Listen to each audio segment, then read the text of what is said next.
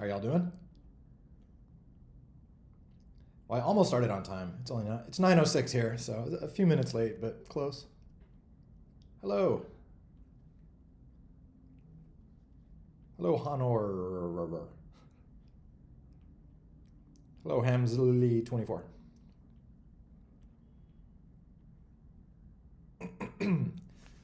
What's new with everyone in the last 2 weeks? Oh, really? Oh, it came back to the game after 2 years? Cool. Well, there's a few changes. Not honestly, not too many, but just the UI changes mainly. Hopefully, there'll be more, characters and map changes coming here soon. Now that 1.8 is next up on deck, so I'll be getting back to working towards that. But thank you for coming back. Or, well, thank you for playing in the first place.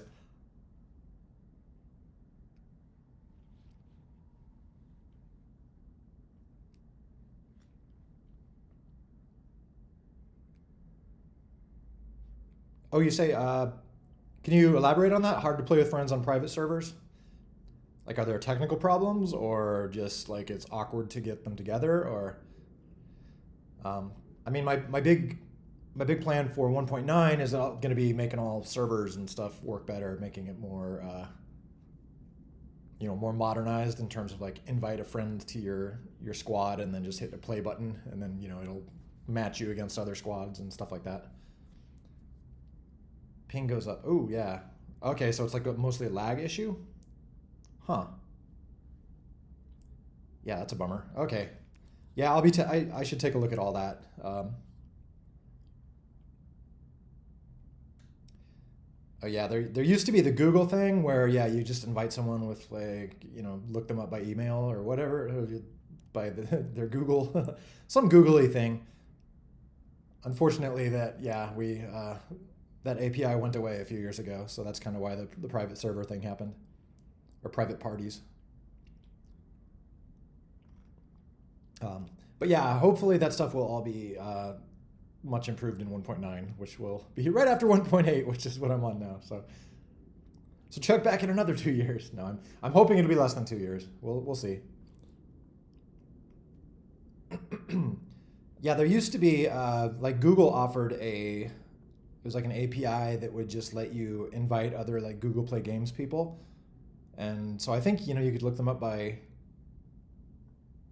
I don't know. Yeah, just any way you could find players or any way you could find friends on Google, like just searching by name or email, I assume, or whatever. Um, and so that was kind of nice. It was convenient. Like I hooked that up and I was using that for a few years. But then, as Google is somewhat known to do, they got rid of it. So I had to scramble and try to find, the the private hosting thing or the private party thing. It worked out. It mostly works as a replacement, but it was something I hadn't planned on spending time implementing. Though it was actually kind of good because it gave me a reason to like test all my server stuff. All this map I'm always showing, just like all these servers all over the place. So when you're doing like private parties, it looks for one of these little pink server areas and it sets up a game there and then has you connect to that. So theoretically, it should be close to you. You can see all these like green lines show where people are connecting to. So in most cases, they're pretty close, or it's like this guy's going to here. A lot of guys are. It surprises me how many people in South America like connect to Florida. So I guess I guess there must be like some decent undersea cables going on. But anyway, yeah. So the private party stuff, that was like the first real big use of like my whole local regional server network thing.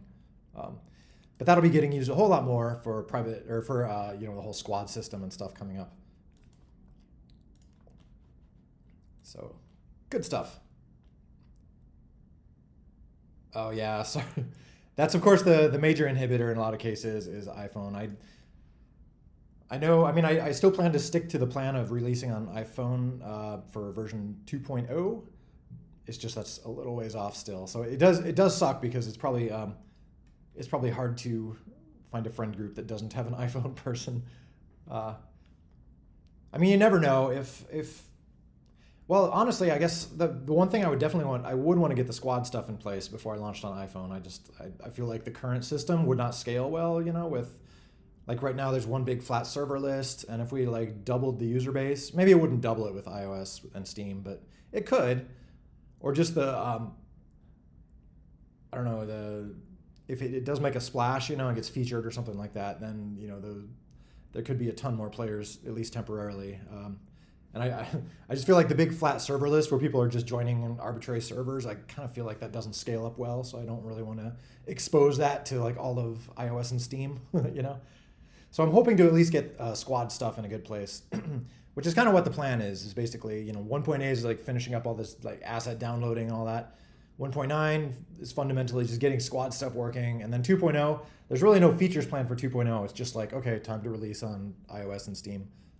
So at that point, finally, the poor iOS friends will be able to join in. Oh, this has come up. Mickey Rog was asking me this. Can we hide the console when the game launches on Windows?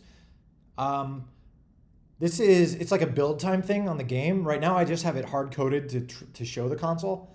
My plan was when there's like an official Windows build for like Steam or something, it'll probably just be off. Maybe there's a way that we could just have that be an option, you could like flip it under advanced settings or something. That's a good question. I can poke around and try to find where in the source code that is. So if you want to build custom build the game without it, it's pretty easy to do. Or like I said, maybe that could be just a setting, or it could just be like debug builds of the game do that and release builds don't. Like that might make sense, because it's kind of. Though I guess there might be some cases where like someone with a release build would want that to come up if they're hacking around or want easy access to, if you're like working on mods and things like that might be handy to keep that around. So yeah, good question. So maybe an option could be best, like flip something in settings and then restart the game. Let's see, other question. Just PC can make private. Phones can make. Oh no, private servers. You can make private server from anywhere. That's not just PC, because that's not actually doing anything on your phone or on your machine. It's basically just asking my servers to like, hey, spin me up something I can connect to. Let me build up a copy of the game here real quick. Make Mac rel. So yeah, that should work on phone. What I would not suggest trying to actually host on a phone. Like you can. Make my party public. There's that option where like you're hosting on that device itself. I would definitely not do that on a phone because it's just going to be a laggy mess for anyone else trying to connect. All right. So yeah, this should be on phones also. If it's coming to gather, private, host a private party. So it's all this thing. You pick the playlist you want and hit host. If you do host a public party, all this is doing, it's basically just like advertising your machine on this list. So if you do host a public party, pick a party name and make my party public.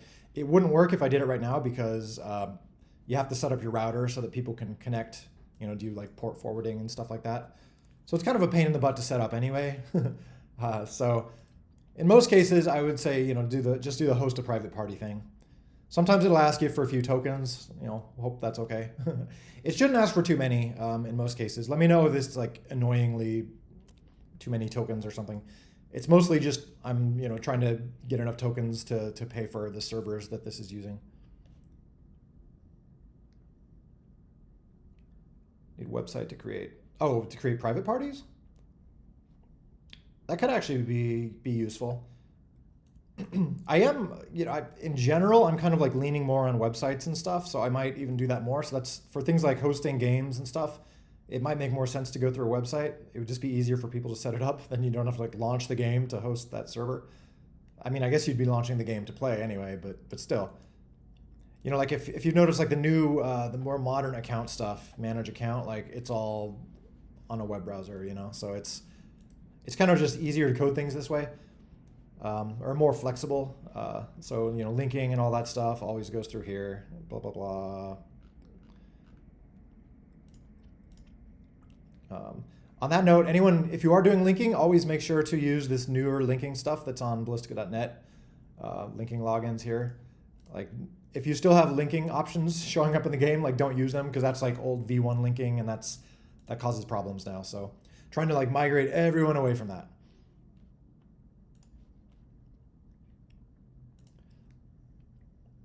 Oh, okay. When is Betty coming out? So that is, yeah. For those not aware, Mr. Sock, is Sock here? I don't see Sock. Sock made this old lady character. It was one of the kind of the stand-ins that I've had in the game. It's just in case I wanted to add it later. Sock volunteered to make one, so he made Betty. Betty will probably be coming out in the next few weeks, I think.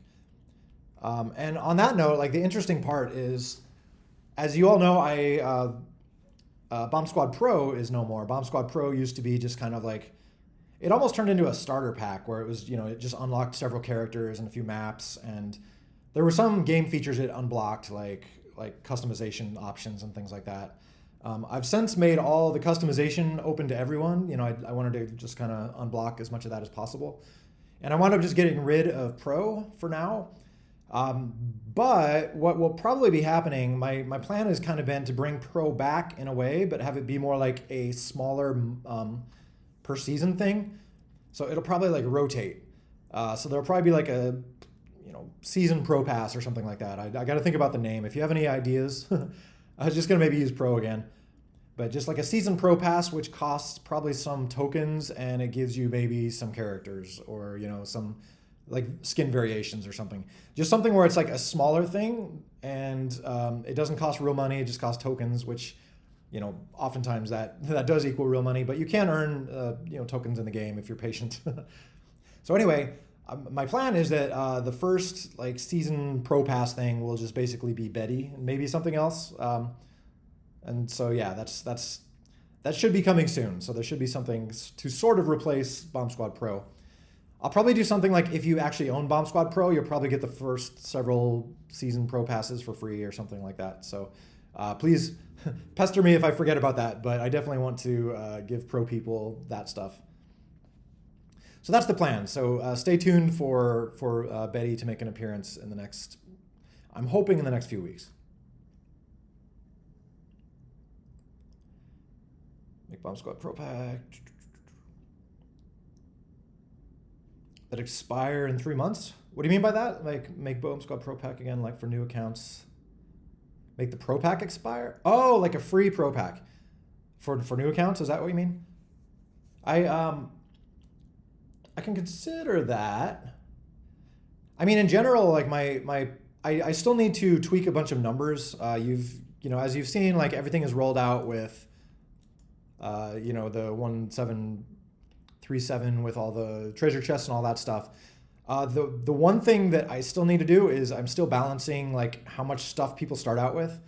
Like I'm probably gonna have it give you more tokens to start out. Like new accounts will get more tokens so that you can kind of unlock stuff for free for a little while until you run out.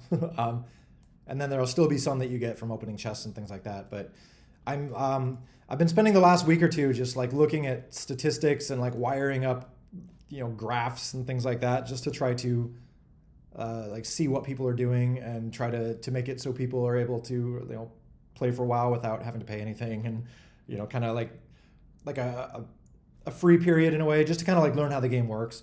Right now it only gives you 10 tokens, and I think people probably either use those or just don't because there's so few immediately. So I'll probably up that to something a little bit more.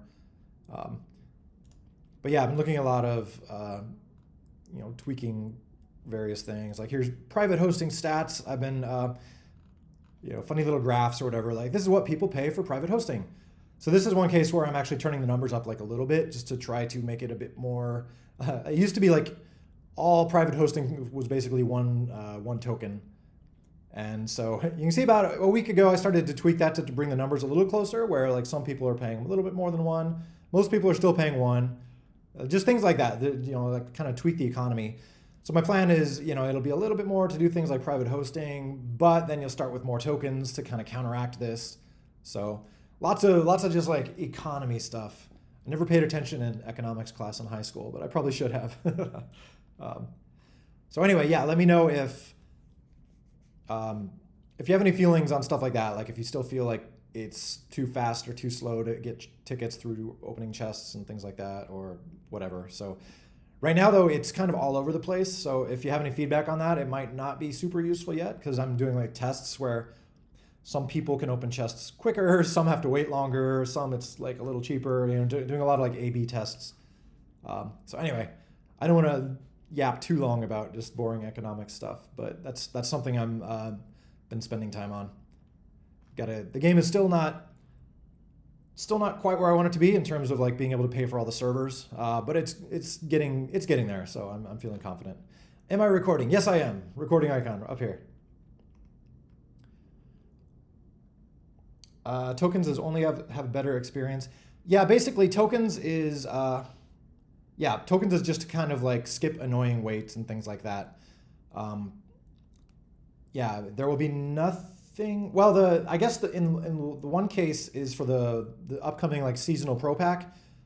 That will be purchasable with tokens. So in a way that'll probably be like temporarily exclusive. My plan is to probably have like new skins and things will appear in a pro pack, and then maybe like a season or two later they'll just like show up in the store for everyone. I'm not quite sure yet. Like I wanted to ask your guys' opinions on that. But that'll probably be like a slightly exclusive thing that's token based. But my hope is that it is. I want to make it so theoretically you could earn enough tokens, just playing the game normally and opening chests to get the pro pack potentially. But then Gold Pass does get all that for free. So that's kind of. That goes back to like my design for this is where I don't want to make stuff too exclusive. Like I don't want to have too much stuff that requires tokens, because then Gold Pass gets everything. So it's like I wouldn't want to make like some crazy super expensive character that requires like 2,000 tokens, because then that would just it'd be meaningless. Gold Pass people would be like, give me that, So that's why I thought the season pro pass being kind of like a little thing that is kind of fun for some people, and for me, like economically, it kind of gives some people reason to buy a token, buy their first token pack or something. So that's kind of or gives people something you can like get instantly. I feel like that's kind of missing a little bit now. Like Bomb Squad Pro used to be that. It was just kind of like a little startup boost sort of thing. And honestly, most of the game's money that it made came from Pro before. Like not very many people bought tickets. It was mostly just people buying Pro to get the stuff that Pro gives. So bringing back something like that, I think will be good for the game.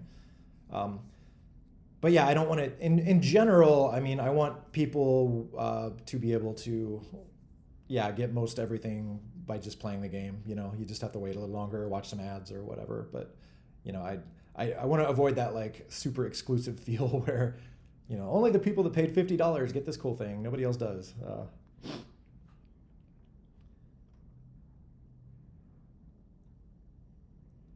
This is what I'm curious about. Like, I'm getting this sense from hearing from you guys that you can get a lot of tickets through chests. But I'm also like looking at the graphs and seeing that a lot of people don't get a ton of tickets through chests. So I'm trying to like figure out what most players are doing. Like you guys are all probably like pro players and maybe play more than other people, or I'm just trying to like, that's why I'm doing all these graphs, is to try to get my finger on the pulse of what people are doing a little bit.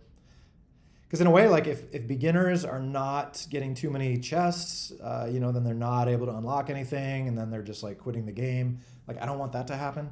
So then there becomes questions too of like maybe it should be like easier to earn stuff at the beginning, but it gets a little harder as it goes on, or something like that, just so that like dedicated players don't burn through the entire game inventory, in like a week. This stuff is tricky to balance. Option to pay for private servers with tickets too. I could think about that. The only thing is by doing tokens, it it sort of connects it to real money a little bit, which is, the servers, they cost me real money to run them. So it keeps it simple to kind of have it connected to the currency that's a little bit more connected to real money. Paying for tickets, it's a little bit like, or paying with tickets. Most people would be able to rent servers that way, just from earning tickets by playing the game. And so theoretically, it And that I'd almost rather make them free, versus charging tickets for them, because it's there's like that disconnect between, just because someone has a lot of tickets doesn't mean that they've paid any real money or whatever. And so the whole reason for having tokens on hosting is just to kind of cover the server costs a little bit. But in general, once I get the economy working well enough, maybe I can just get rid of hosting costs, as long as the other parts of the game are making enough money to cover the servers. Not quite there yet, but we're working on it. So no, I think what you say is right. Like, where most people probably don't care about characters and unlocks and stuff like that. That is the sense I get, which is good. I mean, at the end of the day, it's nice to have a game that people are playing for fun and not just playing because they want to obsessively like unlock things.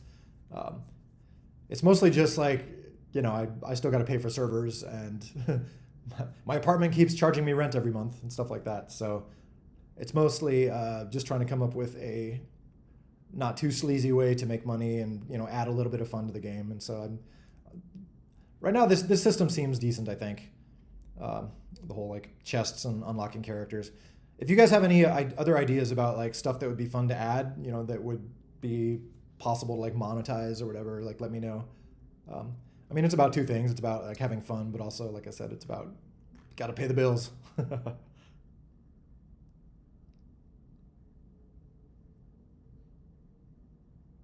Yeah, that's a bummer. If I am really curious, like what would have been going on with that ping. If it's a band, have you had like better luck in other cases hosting? It could be a bandwidth issue too. The game uses too much bandwidth, so if you're playing on like a phone connection, in some cases it could just be use more than is available. That's my I'm hoping with 1.9 working on squads mode that I can kind of at that time revise the network code a bit to get that lower. I have a pretty good idea how. It's just got to do it. Yeah, this is giving chess to people who play on a public server. I mean, that would make sense. I do feel like I do want to encourage people to play multiplayer, because that's where the game is most fun. And so it is a bit of a bummer right now that basically you only get chests and progression stuff if you're playing single player.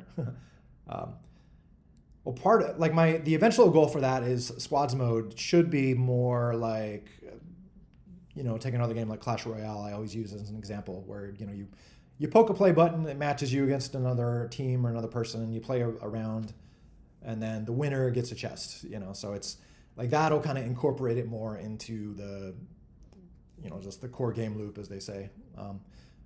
Right now, it's just I wanted to get the chest stuff in there because like that's the future. That's like the future plans. It's just a bummer that there's no chest rewards for multiplayer stuff now. Yeah, I could think about like maybe there'd be some way to kind of hack that into servers where like the winning team gets a chest potentially or something like that. I have to think about little things like then someone's going to host a server that like has 10-second rounds, and then like you get a chest and you get a chest and you get a chest. Obviously, there'd have to be some sort of like cooldown or I don't know, multiplier where you couldn't get too many chests.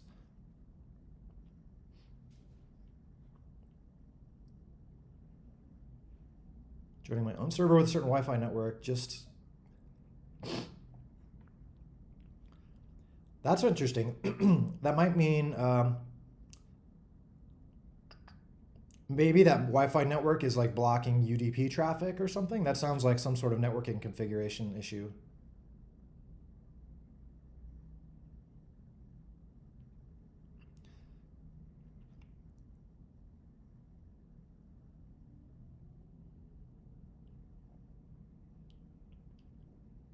Yeah, that's a good point.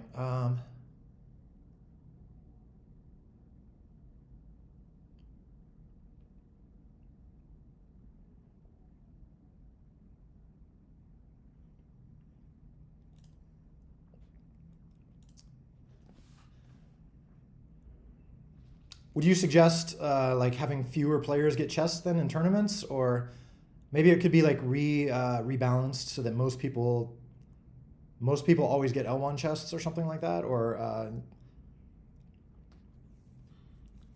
I do feel that, I do want to make the game as fun for as many people as possible. And, if only the number one player in a tournament is getting chests, I feel like that's kind of I guess, players might enjoy just getting trophies and whatnot, but it seems like it's kind of cool to give them at least a little something for if you're in the top 10 or whatever.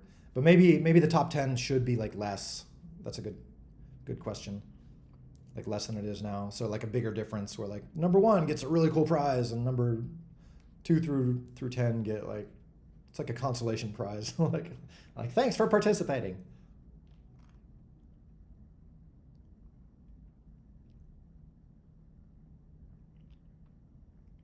UI should be, do you have any specific UI recommendations?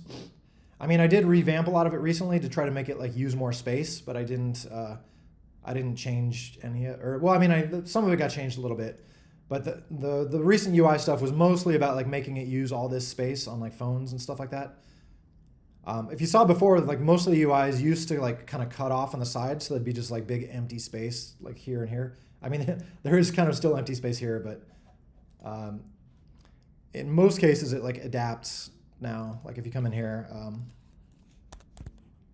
if I flip it down to small UI,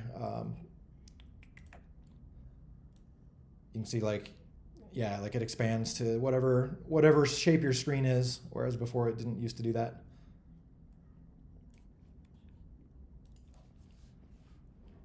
But I know a lot of the UI is kind of janky and old and probably needs to be improved. That will be another thing. I will be basically creating a new, when you do squads mode, I do plan to have that be basically a new UI. So like there will be like the classic section which is everything that's there now. And then there'll also be like, you can flip over to squads mode, which will probably be like a entirely new look, or maybe not a new look, but at least a new UI.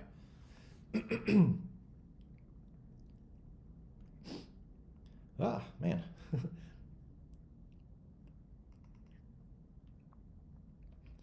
If I share a plugin here, will you download and try it? Sure.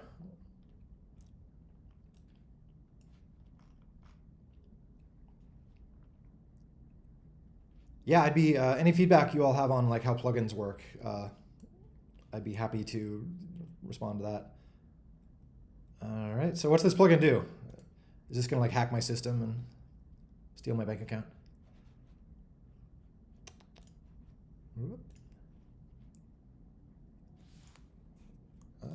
Okay.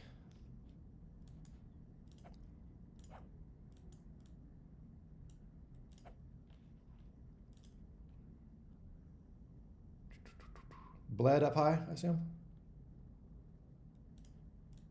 Hey. That was weird. All right.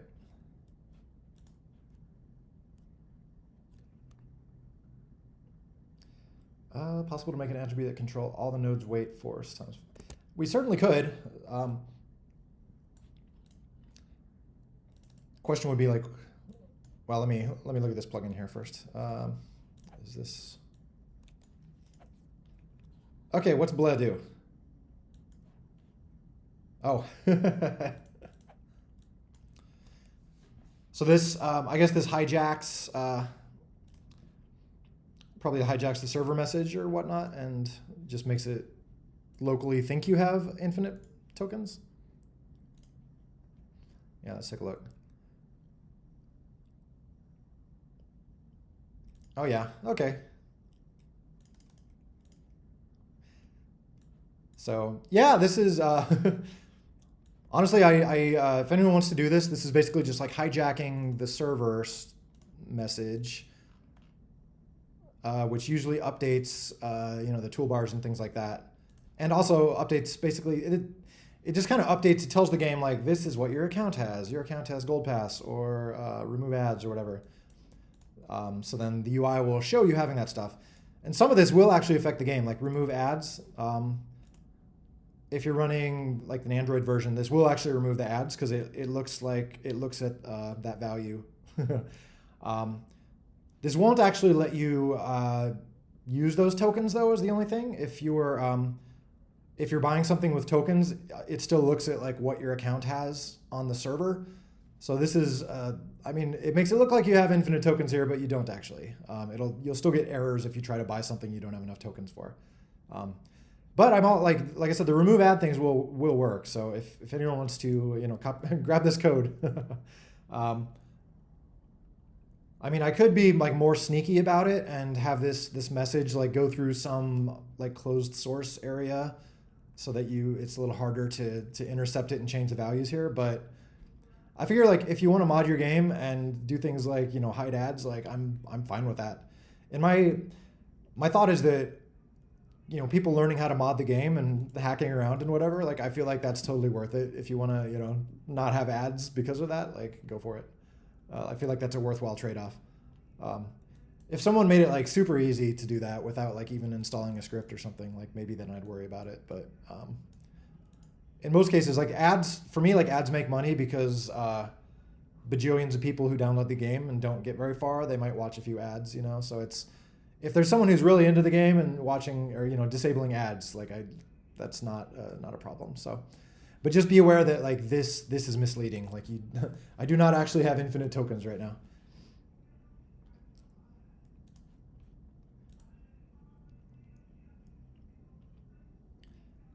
But yeah, did you have any? You mentioned getting feedback on that or something, or like was there something that doesn't work as you think it should, or like as I mentioned, I'm okay with intercepting server data on the way in cases like that. I'm not gonna. I don't want to try to lock the game down. Getting too much tickets now in chess. There is. So yeah, that is a common bit of feedback. I am going to probably tighten things up. Right now I'm A/B testing everything. Let me see if I can show this without giving stuff away. Yeah, I have like all my little graphs and stuff here, like chests awarded, blah, blah, blah. There's somewhere where it's like tokens awarded in chests, but anyway, I have these, I'm doing these A/B tests where right now I have like 1x weights, 2x weights, and 4x weights. So some people are like not having to wait long for chests. Some people are having to wait a lot longer. So I'm looking at numbers here. I will probably settle on like 2 or 3x for everybody soon. So if you're one of the people with like 1x weights on chests, you're probably getting a lot of money from chests, and that should slow down once you fall into like the 2 or 3x group or whatever. So.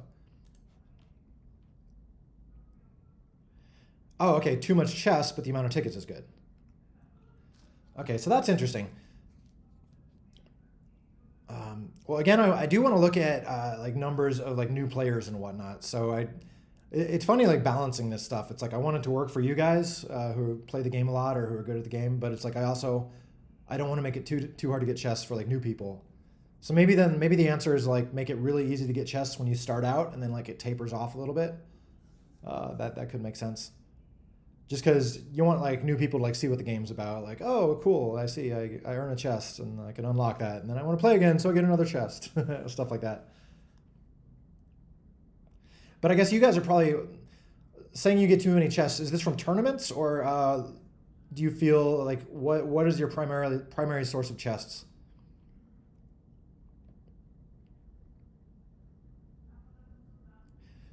We could also make like a lower tier chest, even like or just make the L1 chest like really, really little, you know, like very few tickets.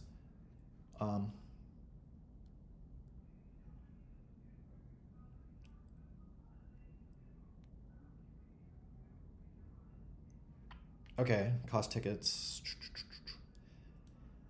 Do you think tickets, or do you think like a cooldown time or something just for everybody? Like you can enter a tournament once every minute or something like that. 50% chance to get into. Oh, so you're saying like basically like half the people that play the tournament should get chests, or just fewer, like the top 5?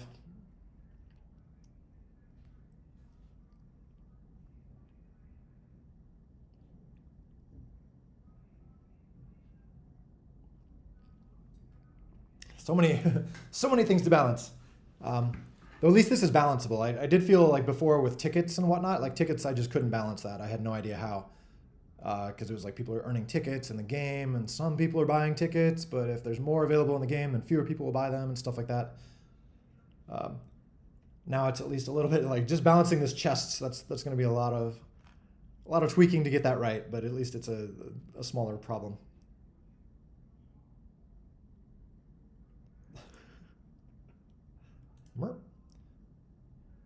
Oh, yeah. So the plan is iPhone is version 2, version 2.0. So once 1.8, which I'm kind of back on 1.8 now ish. Once 1.8 is done, and then 1.9 is the last like big set of features, which will be squads mode. So like revamping online play, and then 2.0 will be. There's really no features planned for 2.0 except polishing. It's just going to be like 2.0 will be launched on iPhone and Steam. That's the plan. There's a few things like the long-standing issue where the Windows version can't show Unicode characters, so like Arabic, certain languages like that, or Chinese don't show up. Obviously, that I need to fix that before launching on Steam. But in general, there's not too many like more features for 2.0. But yeah, that's the plan. Is those two platforms, so Steam and iOS for version 2.0. After that, who knows? I would love to do a console like Switch 2 or PS5 or any of those. Like that would be super cool. Just a matter of like what there's time for or when stuff fits in.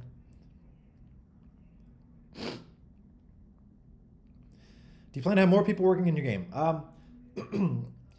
Potentially, like I'm keeping that as an option. I know I'm very slow, and thank you all for being patient. Like it just being just me, it takes a while to get things done, but it does. There are a lot of upsides too. Like I have a lot of freedom, and I don't ever have to make the game like.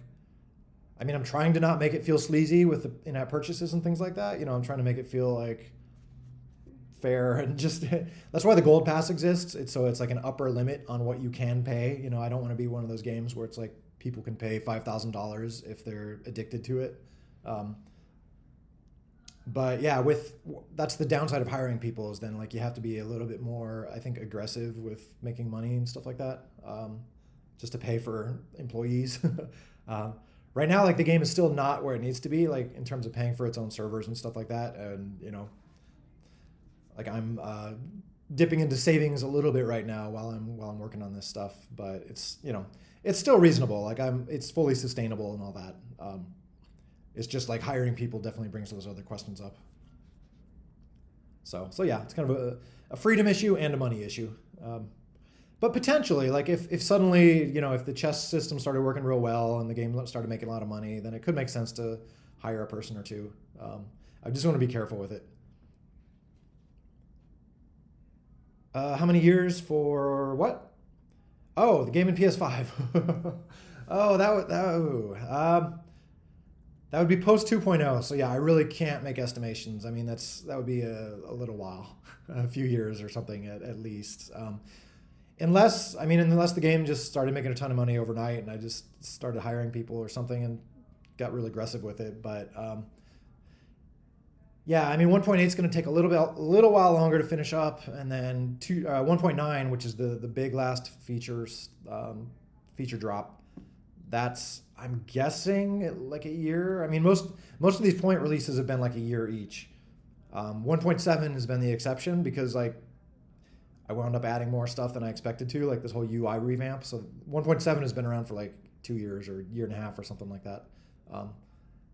So hopefully it'll be like a year between 1.8 and 1.9, and then we'll see for 2.0. But yeah, consoles would be, it would still be a bit. So I don't want to make any, yeah, 2992 sounds about right. Yeah, I mean the first release of the game was 2011, so it's already been around for a while.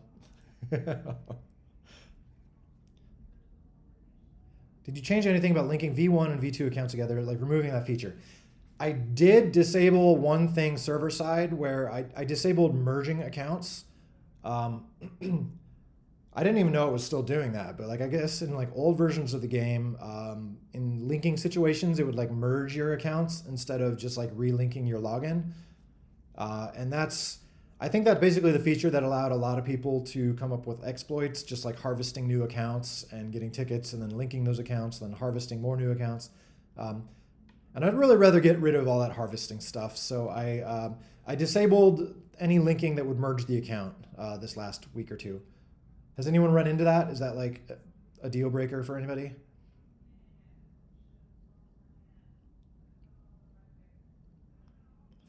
I mean, I would really highly recommend if you can now, move over to V2 accounts. Um, like V1 accounts, they still work, and I'm not going out of my way to break them. Aside from disabling the exploit type stuff, but it's going to be jankier and jankier if you want to keep using them. Right now, like none of these system bars will update if you're signed in V1 only. You can't, you won't be able to do like squad stuff. Again, I want to keep like the original, like playing offline by yourself, stuff like that. I want to keep that working as much as possible. But yeah, I'd really, if possible, move to V2 accounts. And if you're having a problem with V2 accounts, like let me know. I'd like to make them as smooth as possible.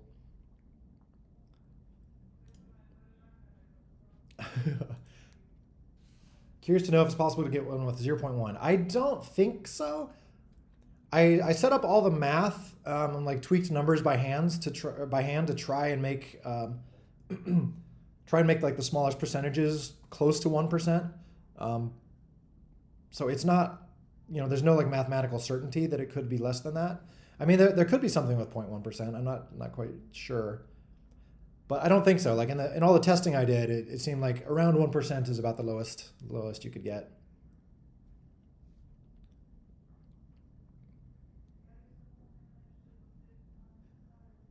Oh, okay. So yeah, I'm curious. So JRMP, what are common reasons to like keep V1 accounts around? Just being able to play old mod packs and things like that? Can't. Okay, so yeah, if you're running into people who say they can't link their accounts, I'm guessing they're using that like old linking. Um,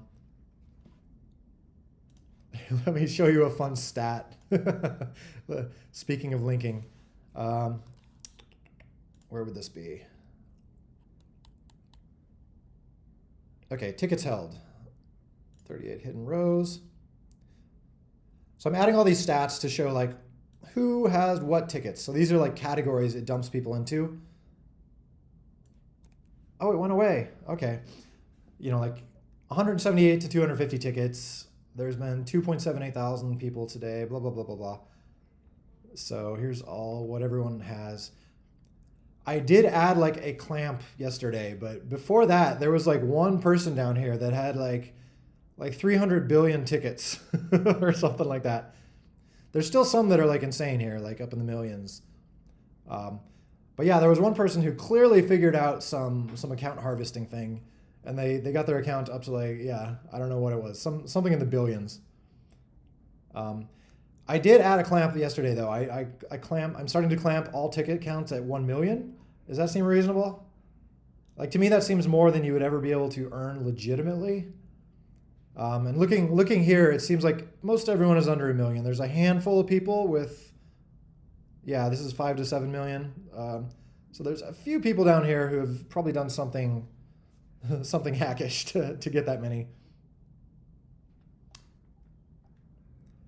But yeah, I'm just, because I was thinking of adding some fun feature to the game, as I mentioned, like a league president or something, where you can just pay tickets and you become league president until someone else pays more than you or something like that. So I thought that'd be kind of a fun way to burn tickets for people that have like already unlocked everything in the store. But for that to work, like I didn't want to have people with just like absolutely insane ticket accounts, like 300 billion or something, because then they could basically just like dominate that for life. It's like real life billionaires, yay. So anyway, yeah, I was just wanting to put like a clamp in there, so I thought 1 million would work.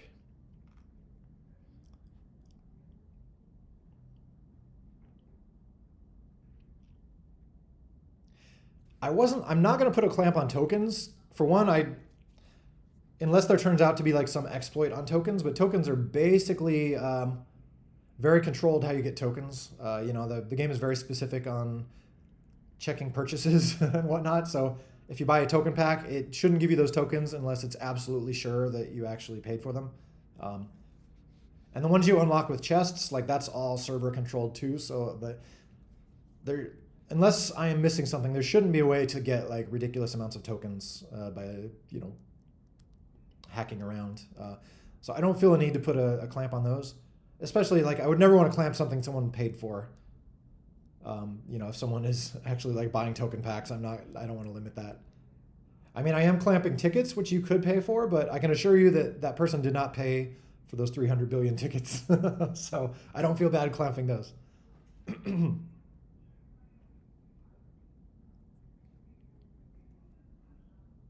What?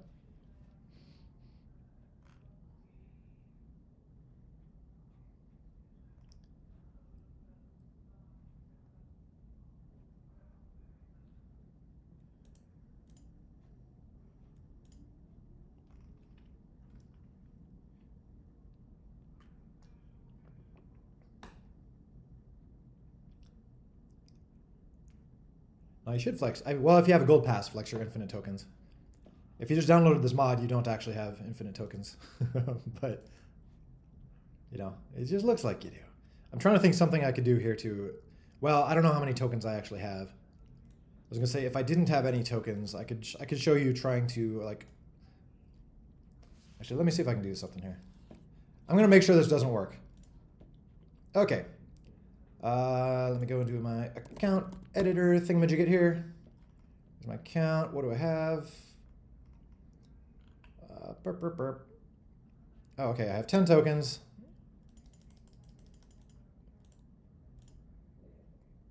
Okay, now I have 0 tokens. I can't tell on here, but now I'm going to come in here and give myself a chest. Inbox chest. Let's just do that. Okay. You have a chest. Claim. I have a chest. Oh, interestingly. So that's... I wonder why it's doing that. It should just show open now if it actually thinks that I have gold pass. Wait a minute.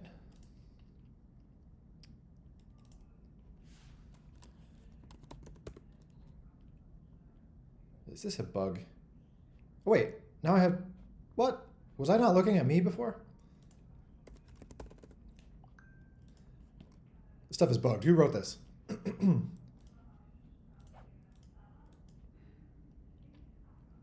Yes, you all get infinite tokens.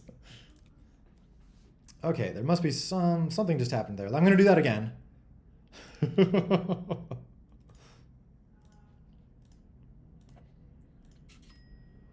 I have a chest. Okay, so there, yeah, that's what I would expect. But I swear, I'm gonna have to watch that in the replay because I swear I just edited my account and I saw I had 10 tokens, and then I came back and I had like 1,000 tokens. How would that have happened? Huh. But anyway, yeah, you should get stuff like this. Like it's talking to your account and saying like you don't actually have tokens, you don't actually have a gold pass. So it shouldn't let you do anything. You could hack around this and like, disable this like not enough tokens pop up and have it like send the message to the server to unlock the chest. But then the server would be like, no, you don't have tokens, and it would send you an error back. So it should be doing the right thing. Like I said, I'm just curious like what happened a second ago with, did I accidentally like edit somebody else's account and take away their 10 tokens? Yeah, I'm totally having to gotta like look at this on the replay. Whoever I just took tokens from, I'll give them those 10 tokens back, I promise.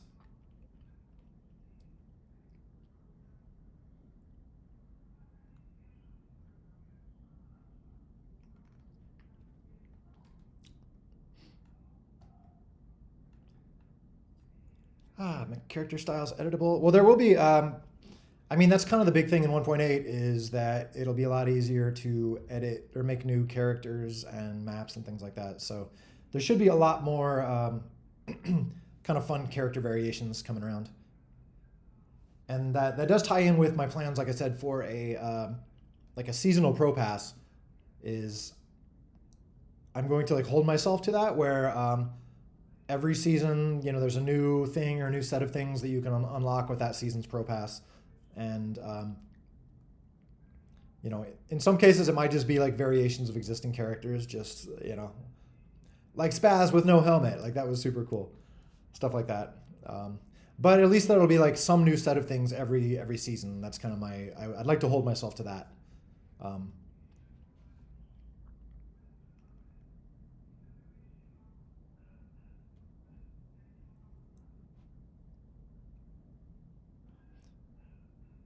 Play BS Daily? What are you asking about there? Like I don't want right now the season pass is just going to be like a set of things you unlock. It's not going to be if it could be something where we could add other features later, like more battle passy type stuff. But for right now, it's just going to be like, here's a set of stuff you can get early for this season if you want. Otherwise, it'll probably show up in the store later. This like this old these scores. There's probably a ton of just bogus hacked scores on here. At this point, it's kind of such a mess. Like I don't even want to try to clean it up. My plan is just to start fresh with once squads mode gets here. Because basically squads mode, my plan is like every single game that runs on squads mode is going to be on a server. So you shouldn't be able to hack it by, like editing memory on your phone, stuff like that. Whereas, these scores, it is technically possible to do that. But yeah, my hope is that squads mode will be a brave new world with actual legit scores on high score lists and things like that.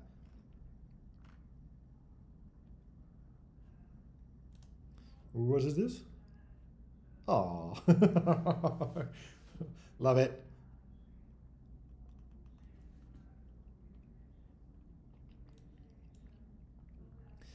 Yeah, I do want to. I mean, that's another thing that is a goal of mine with asset packs and stuff in 1.8 is that if people want to, take cool little characters they come up with like this, and turn them into Bomb Squad characters, you should be able to play with those like with your friends. You just have to your friend has to be part of like your dev team, or there would be something like that. But you'll be able to play with your own characters like hopefully on other servers. I think that's how it'll work. It's just like everyone else will see your character as like Spaz or something, but you will see it as your actual character. And then we can do something where, if people make high quality characters, we could add those to the stores or whatever. There's we'll see how it goes, but that's kind of the goal, is to just get more community stuff involved. I don't want it to be a free for all where like I don't want you to be able to just add any character you want to any server and everyone sees that, because that I feel like that gets into like quality issues and uh, like legality issues in some cases and abuse and stuff like that if you make like nude characters or something. But just being able to make characters in general, I definitely want to lean on that. So yeah, super cool. Might have a rule like you have to make it out of clay. Like it has to clearly be that you made it out of clay and used that as textures, and did a good job on it, and then we can put it on the store or something.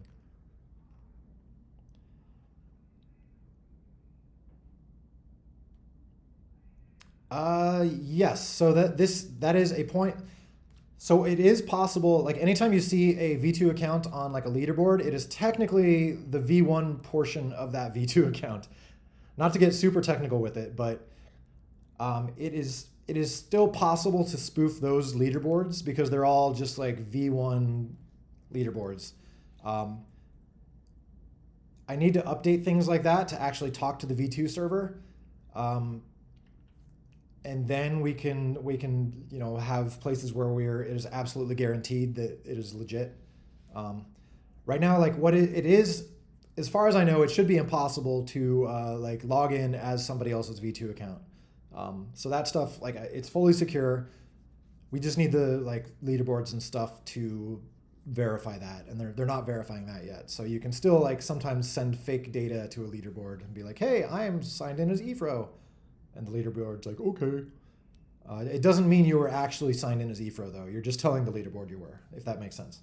So the accounts themselves are secure. It's just we need to make the things that display lists of them. Need to make those like talk to the secure account, be like, "Hey, was this actually Efro that submitted the score?" The server's like, "No." Okay.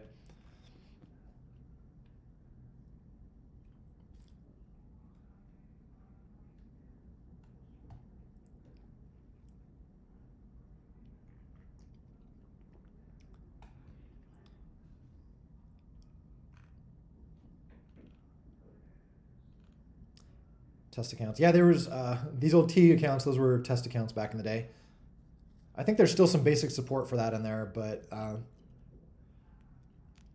think I got rid of those. At some point, I added device accounts, which kind of replaced test accounts. I don't even remember how test accounts worked. I think it was, yeah, like a simplistic version of device accounts. And then, of course, now trying to get rid of device accounts, basically. I am wondering if it would make sense to make like a better version of a device account, like something where it's like a full V2 account, but it's very limited, like a temporary one. Like it gives you a V2 account, but if you don't like register it with an email address within like 3 days, it'll just delete itself. Something where it's like you, I think the upside of that would be like someone who doesn't have like Google Play Games could like jump into the game and just start playing. But then they'd get like very strong warnings, like you need to register this account or you're going to lose it. Because that was the problem with device accounts, is that people would just start playing with a device account and they would play for like 2 years, and then they would get a new phone and they would just like lose all of their progress. Or, you know, like they, it's technically possible to like link your new device account with your old device account. You know, there's ways to make it work, but most people wouldn't know to do that. Or people would like reformat their phone and lose their progress. So it was just like, that was a bad idea. It worked for the time, but so I'm trying to think of something that would be better, which would be like I said, like a temporary V2 account where it would be enough to like get people started without any friction. But then like if you wanted to keep going, it's going to like force you to attach it to an email address or something where you're not going to lose it.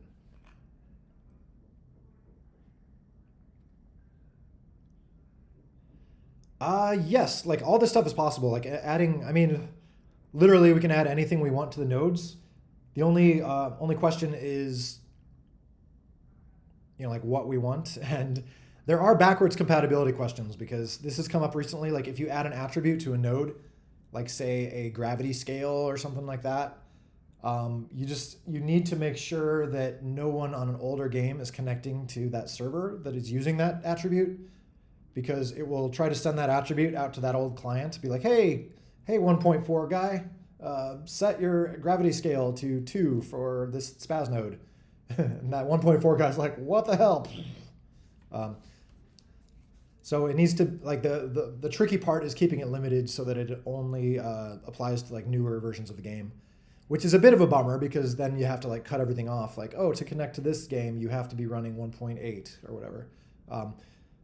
On that note, like we're going to have to do that anyway with 1.8, because 1.8 is going to have like downloadable assets and a whole bunch of new stuff like that. So that might be a good time. We could add some other attributes and things like that in. You know, maybe we should just make a big list of what people want and add a bunch of stuff. Like that'd be kind of cool, since like we have to break compatibility anyway. We might as well like add a few cool features. And that would also give people a good reason to upgrade to 1.8, because then they can like make mods with these cool features, you know. So I feel like we should do that. It might be, there's kind of a question for you guys, is when 1.8 comes out, if 1.8 is not able to host games that are joinable by older versions, is that okay with you guys? Like if you want to host a server that 1.4 and 1.5 and 1.6 can join, are you okay like running a 1.7 server? Like, do you think that would be like a major problem if we like cut off compatibility for 1.8 like that? Because like I said, most servers that are probably, you know, still open to everyone else, they can just run a 1.737 server, or 1.6 or whatever you want to run. But it might just like simplify coding 1.8 if we just say like, to play with 1.8, to play on a 1.8 server, you have to be running 1.8. Otherwise, there's a lot of code we have to add in terms of like, okay, you can have downloadable assets, but if you're hosting for an older player, like no downloadable asset, you know, it's like there's lots of weird corner cases to handle. So it might be better to just like draw that line in the sand. And then that would be a nice reason to just, like I said, we can add whatever physics attributes people want, and we don't have to worry about backwards compatibility. So it's kind of cool.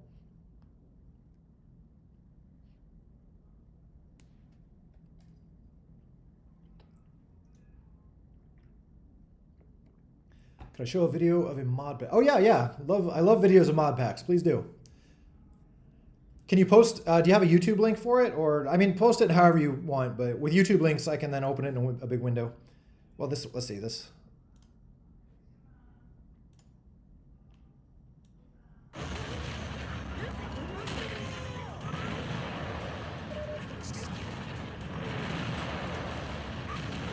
There's a lot going on here.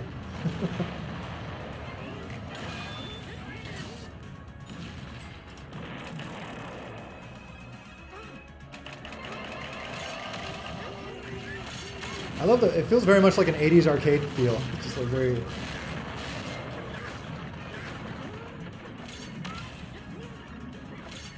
I heard like a Mario sound in there.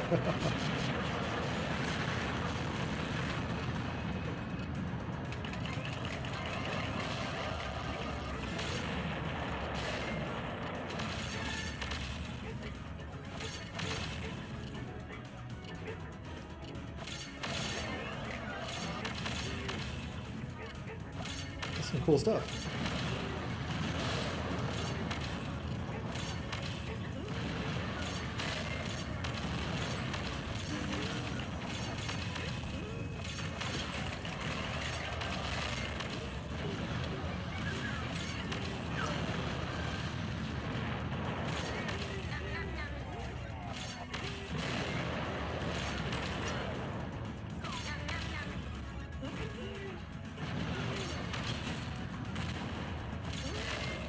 Very, very cool. I might skip ahead here.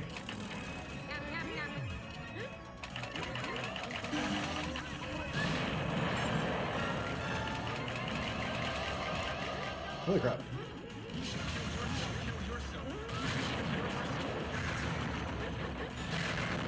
Alright, skip to the end here.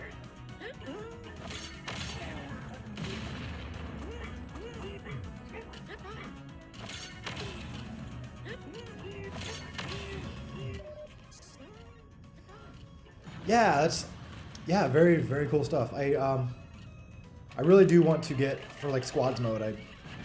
I'd love to make it so, you know, there's some like global leaderboard for stuff like this or something. Just make it super easy where people could just jump in and play this and then, you know, get competitive with it. Oh, nice graphic.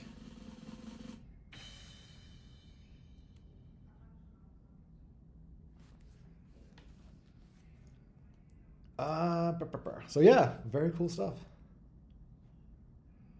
Get this one going. Wait.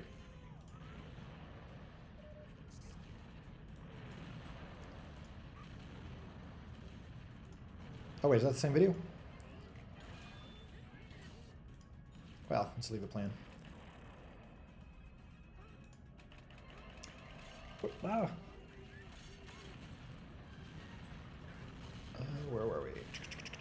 Oh, Vishu, is it possible for you to send a person infinite chest? I could wire it up to do that. Like I have a very specific set of like hard-coded stuff to send myself infinite chest for testing. I mean, if there's a reason, we could set that up, you know, for, you know, another account or something. Just send a chest with like nothing in it or whatever. Or I mean, yeah, it's certainly possible. I don't want to make that like a public API or something like that, unless it was, you know, like literally send me a chest with nothing in it or something, just to like test the chest system.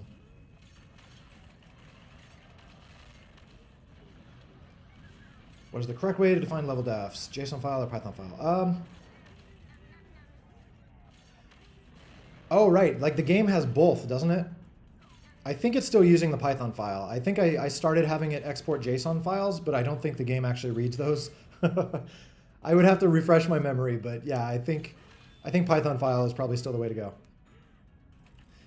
Yeah, that sounds right. Because yeah, at some point I was starting to work on kind of generalizing levels.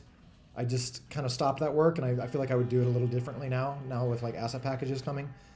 I should probably just get rid of that JSON just to not confuse people. Because some things in the game did switch to JSON, like the language files. Those used to be just Python files. Now they're JSON. But yeah, the game defs did not switch. So yeah, if you're making stuff by hand, just make Python. All right, leave server button. Refresh me. What was the issue on that one? There were a few things that got brought up, like in that same group. One of them was, like controller focus. Or is that the same one where it, like if you tap the button on screen, it doesn't apply to the character that you think it would, or something like that? I'd have to go back through my notes. So we were talking about like if you press the menu button using the on-screen button, it should apply, and there's only like a touchscreen player playing, it should apply to that player or something like that. Yeah, I'm trying to remember.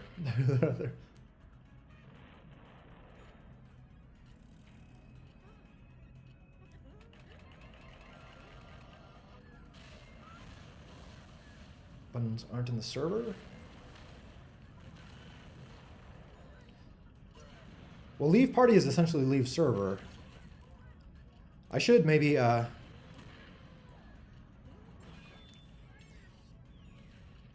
when I was making servers the whole like server system, it's called party because originally I was going to kind of adapt that or like evolve that and like what I'm talking about is the squad system.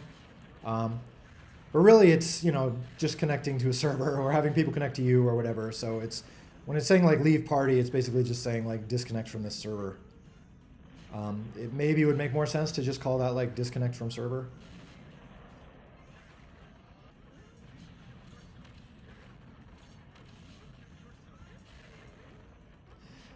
Yeah, I was thinking something like this. This does seem like it would be fun, like some sort of customizations. That's kind of partly why, like having the inventory section here. There might be other stuff here where it's like you can, it'll just show. Maybe even soundtracks would be here. I'm not sure, though. I guess it makes sense for that in audio.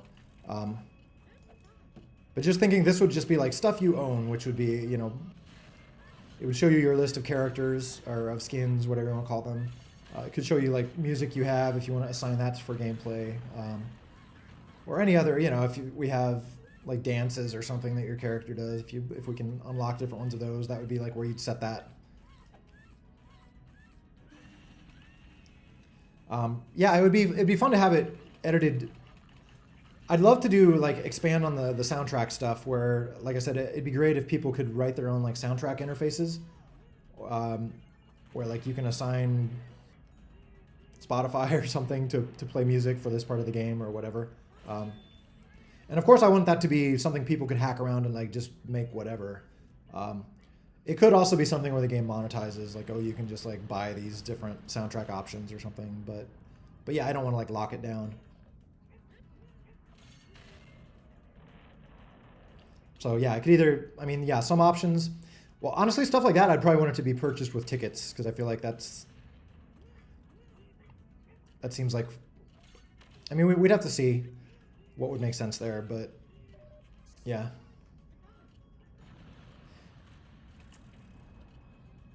Yeah, it could go either way. It could be purchased with tokens or tickets.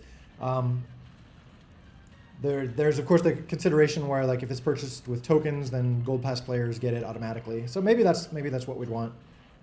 Scroll up. Okay, sorry. All right, I'll go ahead and get rid of that.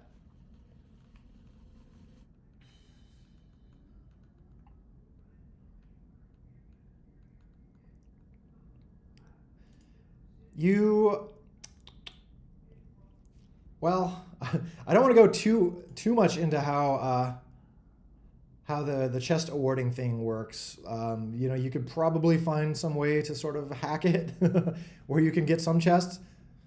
The final decision happens on the server, so like there's no way to get chests without involving the server. It's more just like you can probably trick the server into thinking that you just played a co-op game or something like that, So then feel free to hack around if you want, of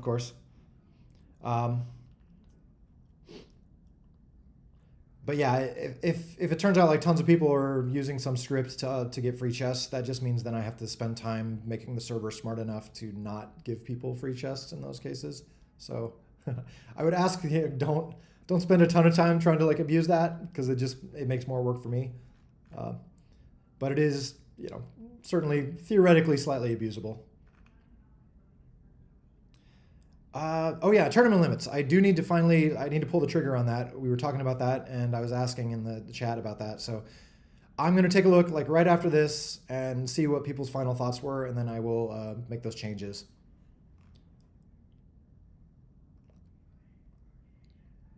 What's the token value for accounts with a gold pass?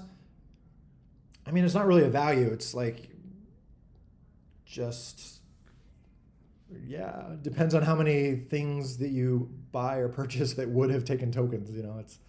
It's infinite technically. Basically just like takes tokens out of the game.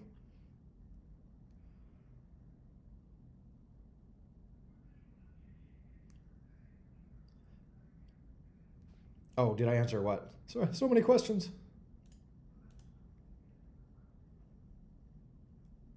Oh, that I was just answering that, where it's like,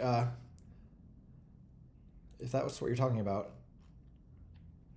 where yeah, it's theoretically possible, but yeah, I wouldn't. I mean, well, you guys, if you want, spend time trying to find exploits for it. It's all stuff. I am certain that I can stop any exploits. It's just a matter of spending time to do it. So if you find exploits, that's fine. I will just have to spend the time to do it.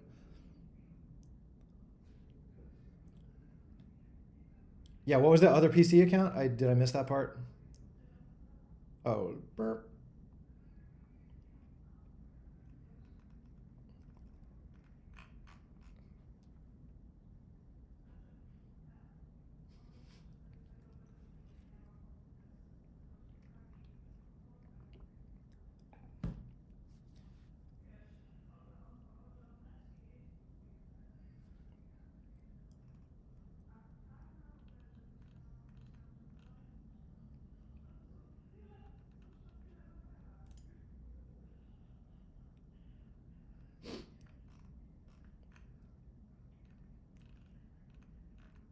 All right, have I missed any questions here?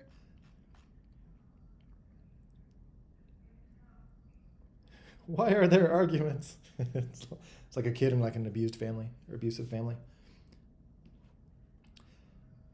So yeah, let's see, what else do I have to talk about? So I still have like a decent amount. There's still a lot of like polish that I'd like to do with all this new stuff, just like little animations. Like I want to make, the way it used to do, where like your squad or your league rank would like animate up, and you'd see like plus 20 or whatever, stuff like that. I want to get that back in there just to make it more fun feeling. Or animations, whenever you get tickets or whatever, you see these values like animating up, stuff like that. There's probably still some UI things I need to tweak, which I haven't. But anyway, in general, the main thing left to do is kind of like balance, work on getting the whole like chest wait times, chest reward stuff balanced. Also tournament stuff. It's like one interesting thing, if I go back to my funky stats page,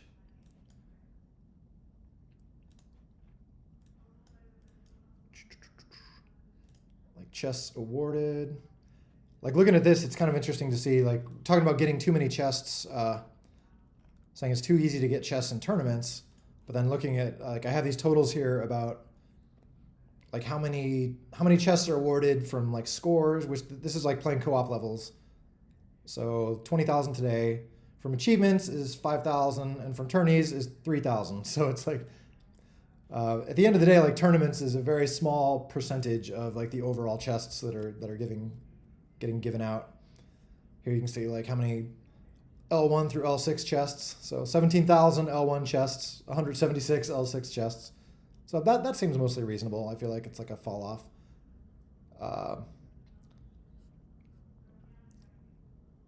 But yeah, so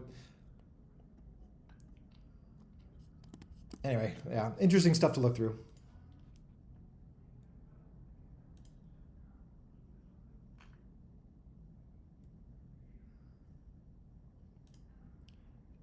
So what is this? I believe tournaments are working. Is it? Occasionally I get a score about like, oh, my score didn't register on a tournament, and there could have been like a network hiccup or something that can prevent that. Like that old score, like tournament score code is like very old, and I can't vouch for it too much. Like as long as it mostly works, I feel like I'm not going to touch it. I will be transitioning that stuff to like the V2 server at some point, probably squads mode. We'll probably have like tourneys built on top of squads mode that will all be like much more modern and solid code. So for now though, like if you find something like if your scores are never registering or whatever, that could mean you're banned also.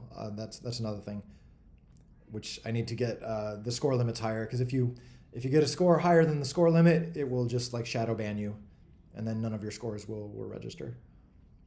So if you find your account is unable to get any scores, then message me. Oh, another thing, which is kind of a big deal, is on this next build. I took a pass through and updated a lot of stuff. Like the Python is, it's still not 3.13. It's still 3.12, but it's like the newest like 3.12.10 or something like that. And then I built it with the latest Android SDK, and there's some other technical things, but as part of that, I wound up pulling out the root checker code. So that's kind of a somewhat big deal. So in this next build, you should be able to play on rooted devices. If that causes problems, if suddenly we see people like hacking tourneys more and stuff like that, I can flip it right back on. But I thought I would give it a try with it off. Because it's still technically possible for PC players and whatnot to, hack their devices and whatever. So it's like, this will just put everyone on the same ground. So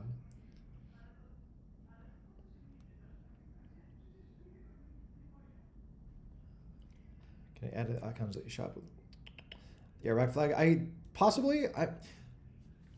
I know there's a number of flags that I need to add, including that one. One of the things I'm trying to think about though is like, do I want to be adding more flags and icons, or revamping that stuff to? I'm trying to think of other places to use icons, because like in squads mode, what I'd like to do is start kind of requiring people to use their V2 account name, maybe, or something where we can like verify who everyone is a little bit easier. So I'm not sure if like global profiles will be limited to like the older servers or things like that. Just I'm trying to like brainstorm on that. So I kind of don't want to add a ton of new icons if that stuff is going to be like slightly limited, if you know what I mean. But however the system winds up being, I do want to get more flags in there.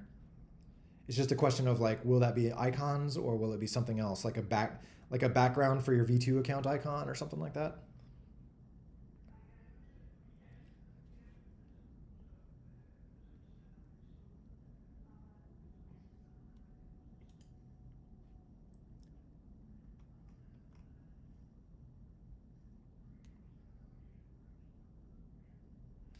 Yeah, if you that's true. If you're playing on like a device account or something that is not V2 capable, you won't get any chests. You should be able to tell if you're running 1.737 and you're signed in with a V1 account. Like none of this should show up. Like you shouldn't see any. Like these toolbars should be faded out, and this should be faded out, which basically means like it's not connected to the V2 server because you have no V2 account. I can go ahead and show you what that looks like if I'm not signed in. Yeah, well, it looks like this basically, but if I go into advanced and turn on legacy accounts or deprecated account types, oh yeah, show deprecated account types. So if I come in here, there's theoretically still device account. I can sign in. It should give me a big ugly warning. I'm now signed in with Mac 301.572, but it still says not signed in, and none of this stuff is glowing. Like I can play, I can still play stuff, but it's like it's not gonna give me any chests or whatever. So yeah, I would very much recommend don't use if you can, upgrade to V2 accounts and don't use legacy accounts. Blah. Yeah. Ugh, this is still on my to-do list.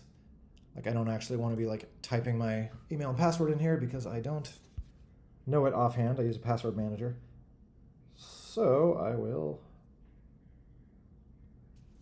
sign in with my tablet.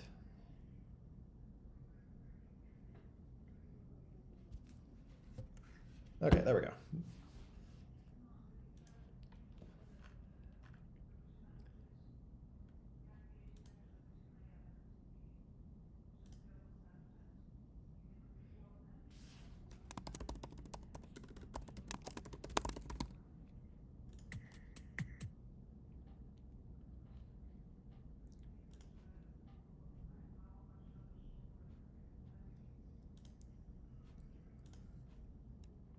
Well, that was weird. When did I disappear? I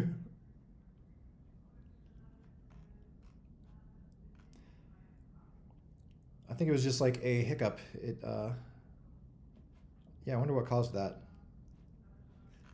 Can y'all hear me, everyone? Oh, it looks like more people came back.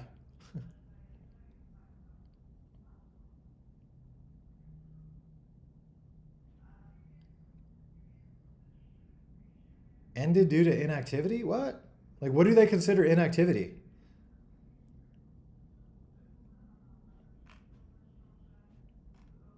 Yeah, that seems like a bug.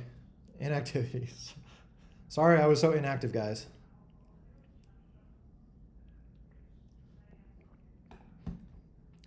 Yeah, you'd think they would be able to see. I mean, not that there were a ton of people here. Wow, this is like more people came back. We should just like end the Discord once every 10 minutes or something. Can show again. Oh yeah, what was the last thing you all saw?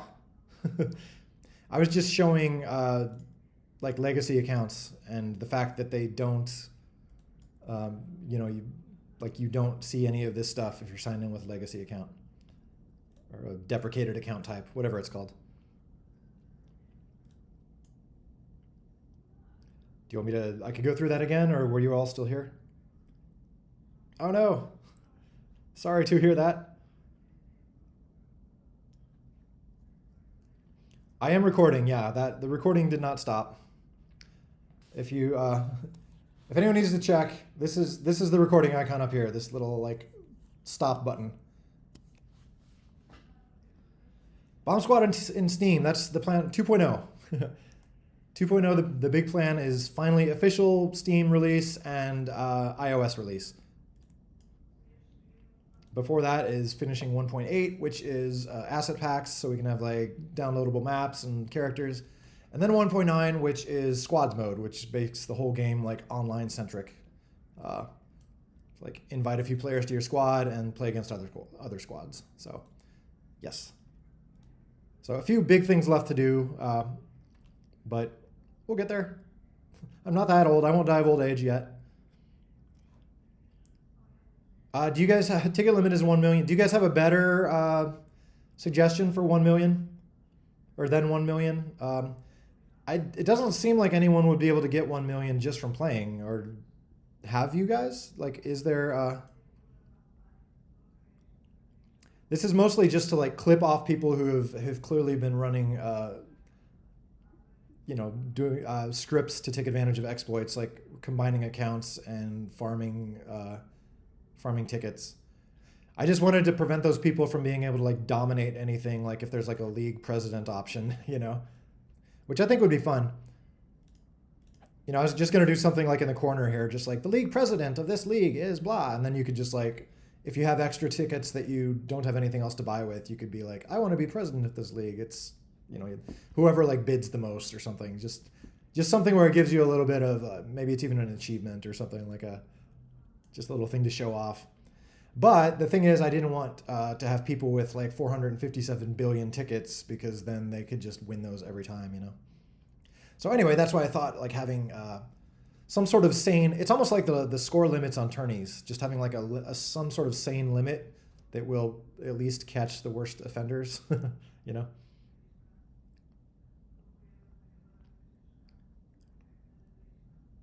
You send a random chest to blah blah blah. It is V2 account. It is testing account.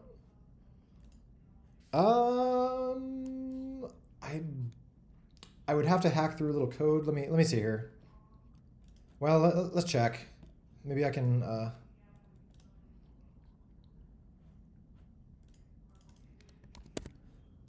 If this doesn't show anything too sensitive, which it shouldn't. Well, I guess your email address might have been up there. I hope that's okay.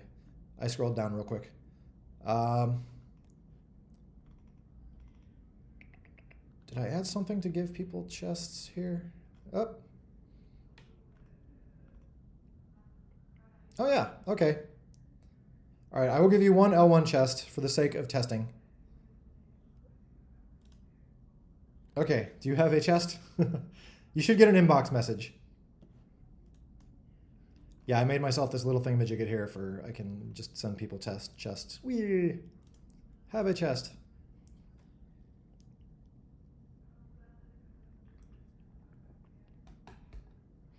Now everyone's going to be asking me for chests for testing purposes. I see what you're all doing. Latest PR. Ooh, latest PR. I like PRs.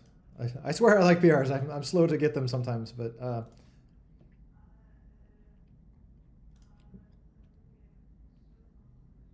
ooh.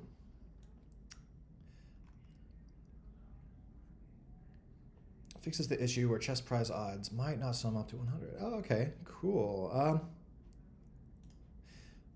The only thing is I might use this as reference, but I feel like I would like to fix this on the server side, actually.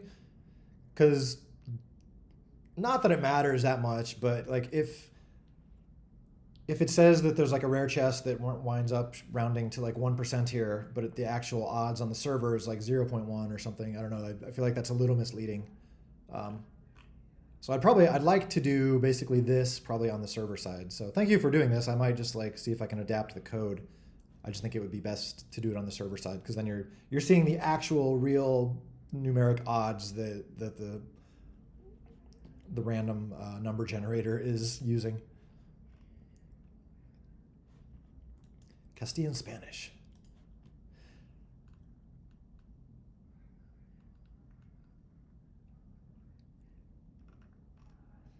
Yeah, I'm kind of slacking. I'm actually not sure. Like, what are there still mods on this server? I mostly just show up and do coffee with Eric. I kind of like leave the server to itself to run.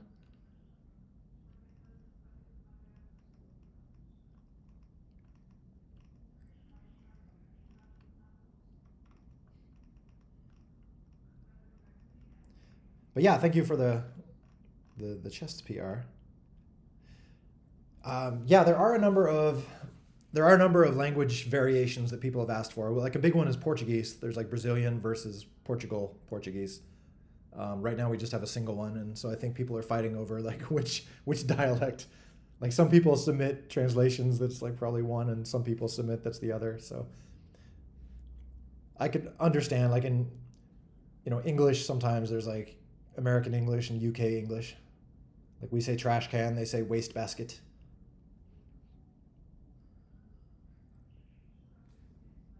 But yeah, I am not sure. Like, I do really want to upgrade for like the V2 era. I want to upgrade the translation system. I know I've been saying this for a long time. I'll probably start doing that for around squads mode. I just want to make something more modern, which is a little bit easier to do things like make language variations. There's a few features I really want to get in there. The old one is it's like old code. It's really crusty. It's Python. It was written in Python 2, so it doesn't have any like type safety. It's kind of like I would rather just make. I'd like to make something that's just like modern and clean and maintainable. So that's my plan at some point. Like I said, probably during 1.9. So questions like, can we split off this language into different variations? That's probably a good time to apply that. Oh, message ping. Merp.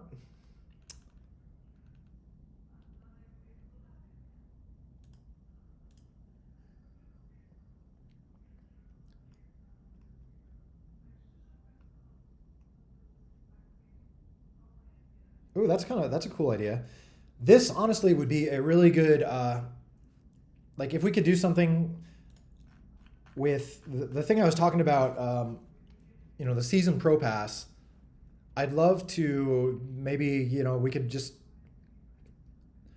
every season we could do something like that, like maybe a new. Again, I'm not sure on icons because I kind of want to revamp that system a little bit. Either maybe we could have icons apply to your,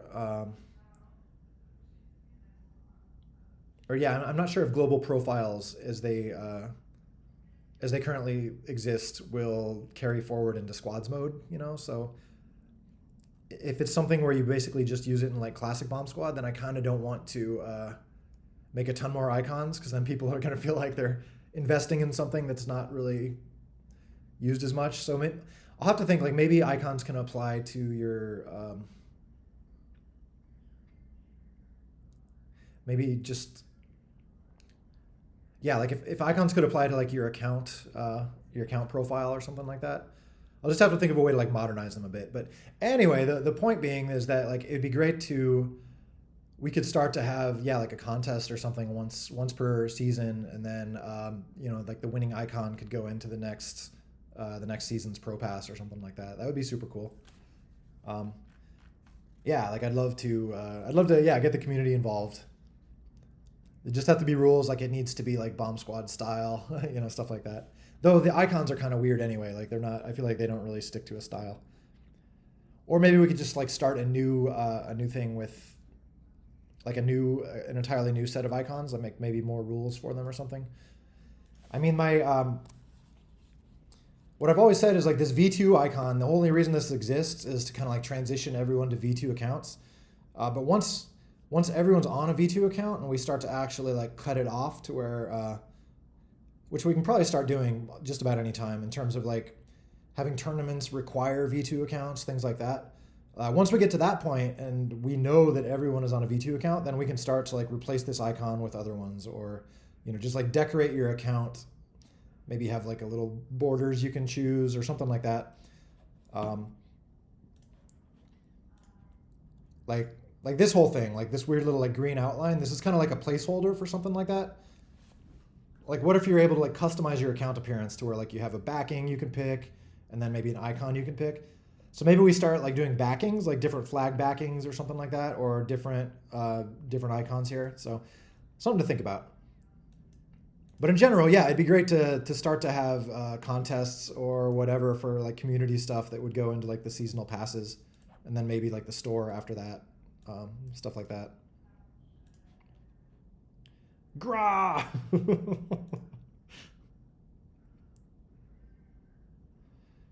Oh, give yourself 9999 tokens and see what the counter would do. Yeah, let's do that. Let's. I think I know what it'll do, but this will be a good little stress test.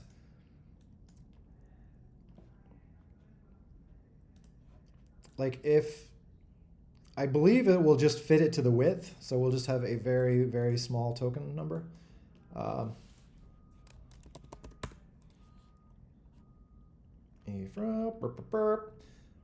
All right, so what we want to do is, tokens.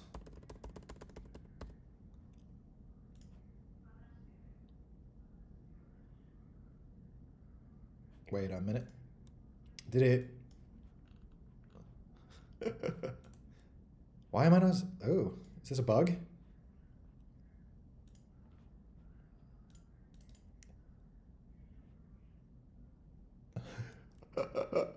I might have found a bug. Cool.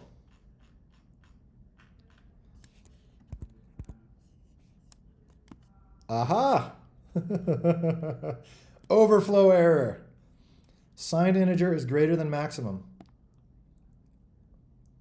Interesting. All right.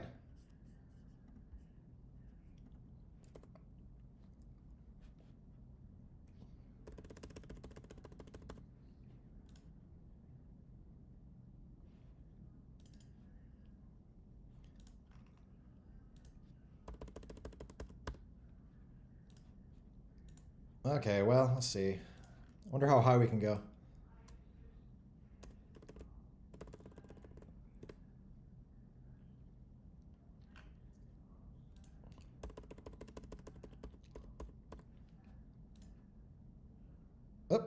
That's too high. Okay, so somewhere between like 7 and 10 is like the highest we can do. Interesting, interesting, interesting.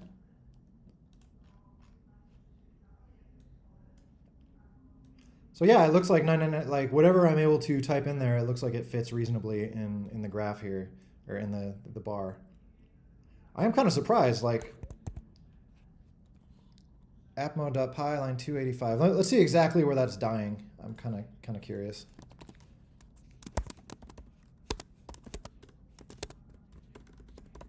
Internal.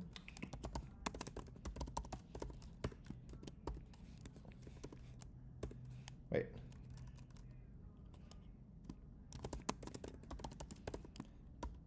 Oh, classic app mode, yeah. Okay, so yeah, it is calling BA Classic set root UI account values. Let's check that. So if I search for that, I will find this is in the C code where this is defined.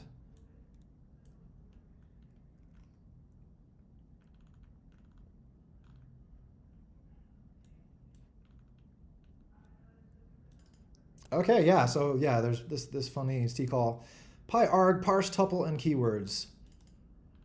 And what's happening is it is pulling this, oh yeah, it's pulling this into a C integer value, which in C, an integer is 32 bits. So yeah, I always forget, what is the max 32-bit value?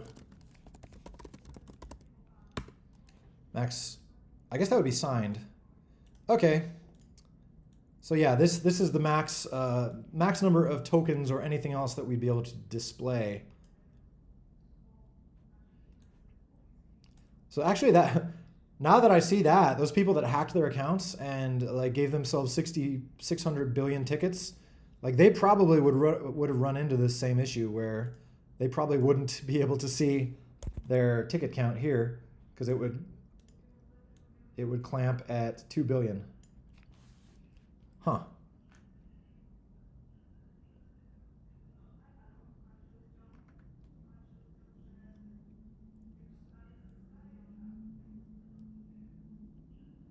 Oh yeah, I know no one will get that many tokens, so I'm not going to worry about it. It was more just like the fact that some people had that many tickets, like that same bug would apply. Because you can see it does the same thing here. This function basically, this function gets called to update like this whole, the live UI. And yeah, you can see it takes tokens, but it also takes tickets. Both of those are integers. So that same thing would, if you get more than 2 billion tickets, your UI will break. So I'm glad I added that clamp, so that will actually fix the UI for people. So scroll up. Okay. Makes me feel all old. Like everyone's like yelling at me like, Eric,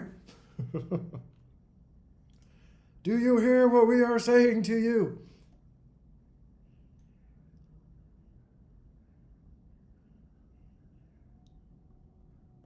Gave me the chest like a few minutes ago on PC, had 40 more minutes timer, now it has 0. Are you able to open it though? That is the big question. I think the answer is no. Like give it a try. I'm pretty sure it'll just give you an error like there was a problem.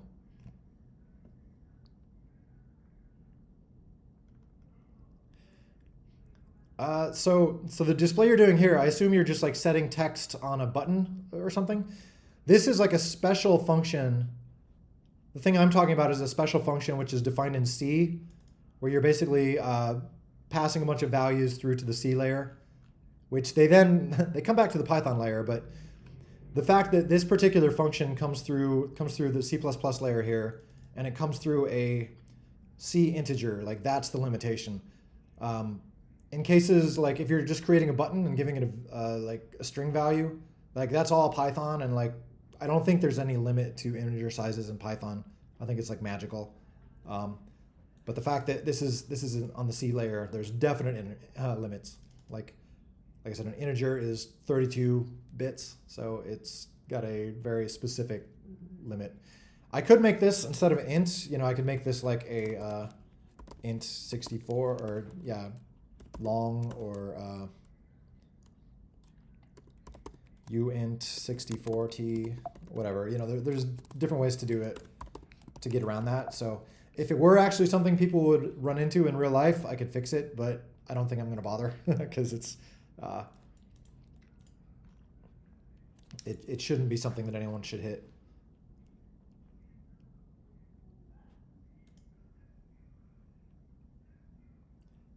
Did you edit that on dummy module? What?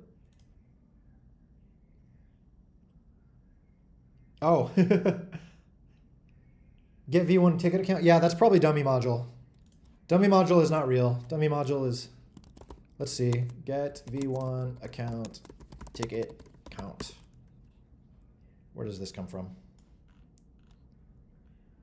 Yeah.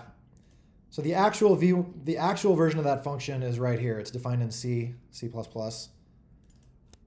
Pi get V1 account ticket count.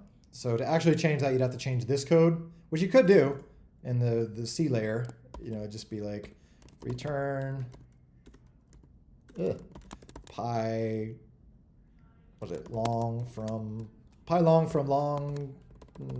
Yeah, you know, it would look like that. But the one that you're seeing is, I don't think I see dummy. Yeah, I don't think dummy module is in my search path here. But that would be build dummy modules BA base, I think. BA1. Oh no, it'd be BA plus.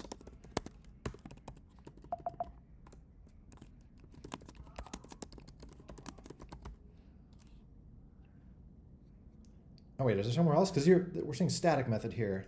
Oh, this is probably on. Sorry, I'm going down a weird rabbit hole. It's probably on the plus object. So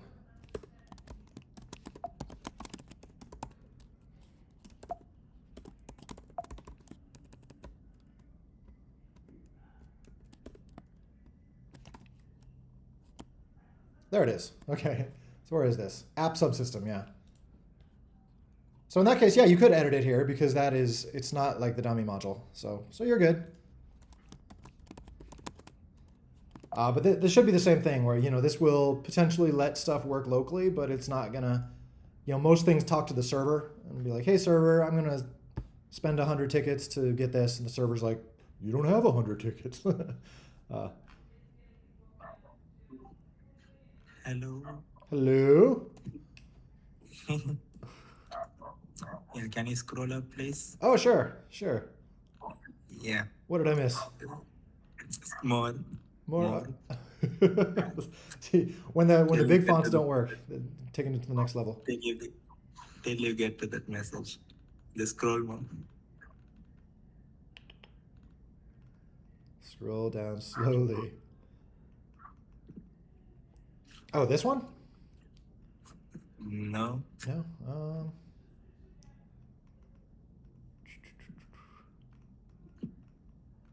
Wait. Just keep scrolling up. Oh, not down. Oh, sorry. Scroll up. More. I thought there was one. Right there. Oh, this one. Yes. Oh, you opened it. Oh my goodness. And I got the tickets. Okay. Wow. Interesting. So what did you do to make the timer go faster? I just made the game think that I watched an ad. Huh. Okay, I will definitely have to take a look at that. That could potentially be an exploit if I haven't fixed that. So you just you changed the open time on the local game? No. Or what did you do again? Like what did you do to get it? Instead of normally I won't get the watch ad button, right? Uh-huh. Instead of that, I just edited the open button to be the watch ad button. Instead of making it play the ad, I just ran the end function. Oh, yes. Watch ad complete. Okay, yeah. So that is definitely an open. That's something I can fix. I just haven't. So It's it's the easiest one to yeah, so I probably should get. close that loophole. Basically, what it does is it talks to my server and it says like, okay, I've watched an ad, and then the server's like, okay, here's your prize. Um, but then the server also it checks with the ad back end to be like to see if you actually watched the ad. So I need to have it. I need to have it be more strict about that. Where if somebody is saying that they watched ads but they haven't actually watched ads, then at some point it stops giving them stuff. so so yeah, you have found a legit loophole right now, but it is a loophole that I can close. Um, Yeah. because sometimes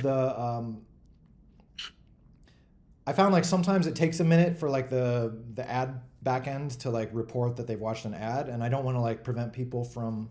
I want to be like a little lenient, you know, like if someone watches an ad and it doesn't go through one time, like that's fine. But if it happens like, 10 times in a row, then I will stop allowing that or something. So yeah. So thank you for bringing that to my attention. I just need to wire that up. So that's just something I can fix. Okay. But yeah, You're very welcome. good job, like finding that loophole. That is probably something like I probably should fix that though, because I think people would probably distribute mods to exploit that, especially now that you've proven it works.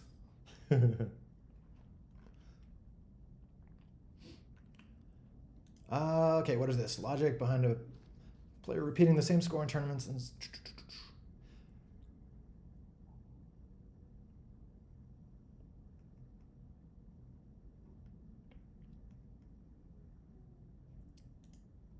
So what I've heard, like people who are doing this trick to like steal someone's position, I heard.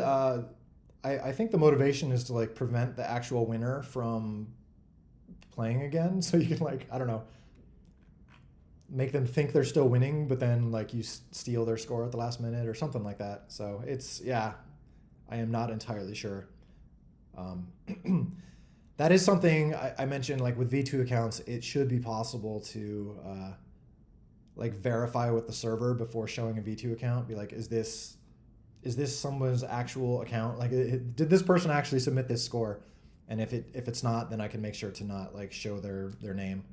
So it's just the V1 account being insecure, which is how the V1 account generally is.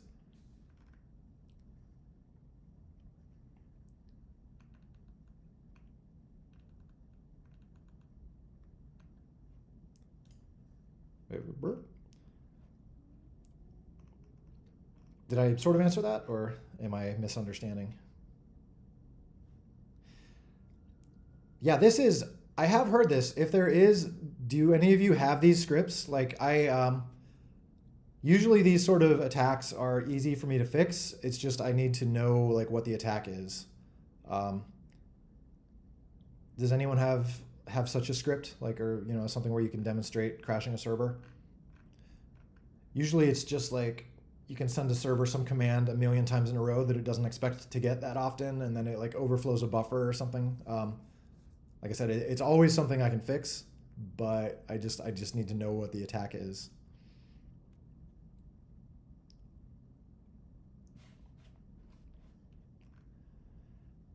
It's there are ways to. I mean, the game does what it can to try to prevent you from submitting fake scores. Like I don't want to go into too many details because anyone who is trying to submit fake scores would know what to look for then. Um, but yeah, the game. Unfortunately, that's a bad thing with how tournaments work right now. Is like all the games all run on people's local devices, and there's no real way to prevent you from doing, weird hacky tricks on your local device. Um, I mean, especially now that I just took out rootkit checking. I mean, that was the one thing that was kind of there to prevent people from hacking. But that still doesn't apply to like PC and Linux and everything else. So it's I feel like the only really way to make it like much less hack proof is just to make sure that all competitive scores happen on my servers, which means I need to get like client prediction going and stuff so that you can play on a server without it feeling laggy. But that is the goal for squads mode. I've been thinking more about like how to implement like Scene V2 and stuff, and I do think I want to get client prediction in there. I think I have a way to do it that should be not too hard. Which means that you should be able to play, if I do it right, you should be able to play like a single player game on a server and really not experience lag at all. It just means like the server will be running your same game simulation, like maybe a second behind you, and just like sending correction packets to your phone, or to your device, but your device shouldn't actually have to correct anything because it won't conflict with any other players if it's a single player thing. So basically what that means is you should be able to play like lag-free games, even if they're single player on a server. The server can verify that everything's legit and not hacked. So that should give us a way to basically do what we're doing now, except without hackers. So.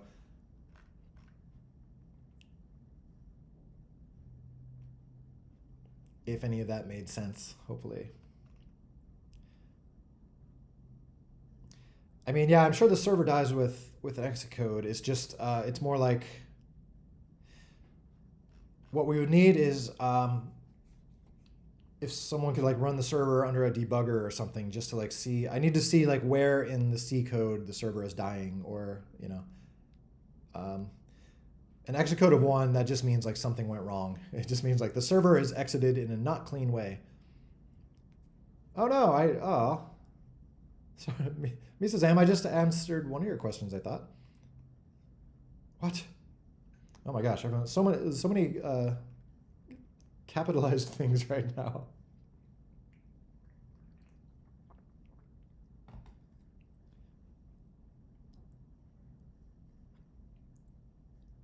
Env variables for what are you referring to?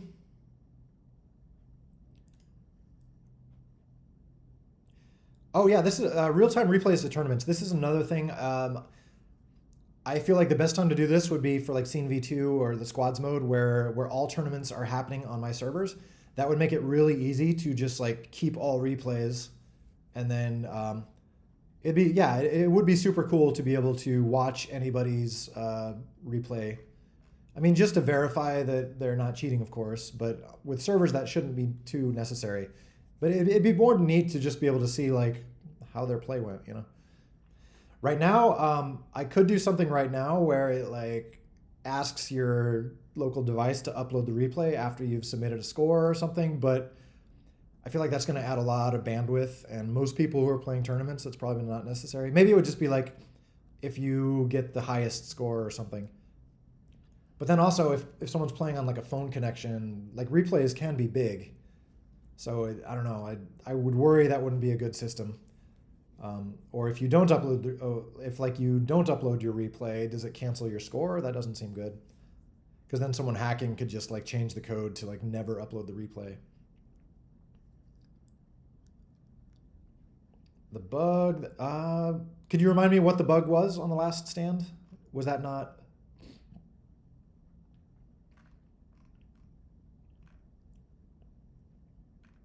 I vaguely remember hearing a bug about last stand, but I didn't remember if that was in a PR or something.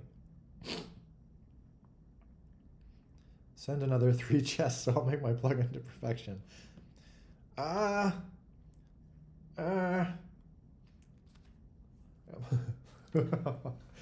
kind of don't want you to make your plugin to perfection. Well, I guess.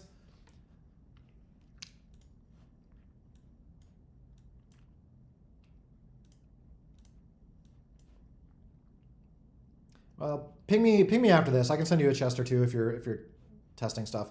I wouldn't mind like working with you to make sure I've like closed that loophole.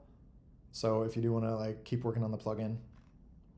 But yeah, I'll add that to my to-do list, is to like, if somebody has claimed, 3 tournaments, or someone has claimed 3 ad views in a row, and the server has told me they haven't actually watched any ads, then I will like start disallowing ad claims.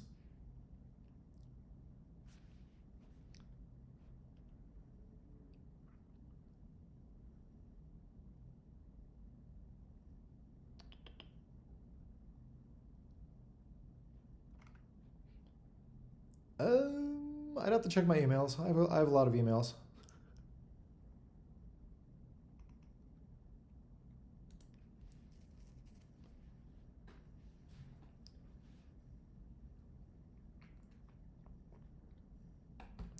All right, I'll try to take a look at it. If you could you submit an issue report on GitHub? Some other people might be able to help fix it. I mean, I'd love to fix all bugs. It's mostly just like I've got to prioritize my time a little bit with, trying to get 1.8 out the door and things like that. So little gameplay bugs, my hope is that other people might be able to help put a pull request together.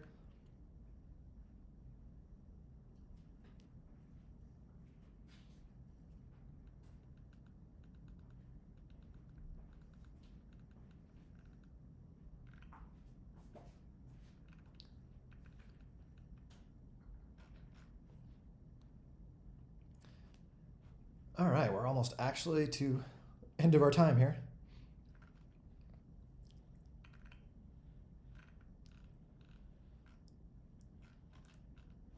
Very nice PC. Cool. I need to get I'm still rocking, like my PC is like 2015 era or 2016. It was nice at the time. Getting a little old now though, so. Not that I do too much like PC gaming or anything like that, but when I like building test builds or testing things on there, it's a little bit slow compared to my new Mac I just got for like building the game and stuff.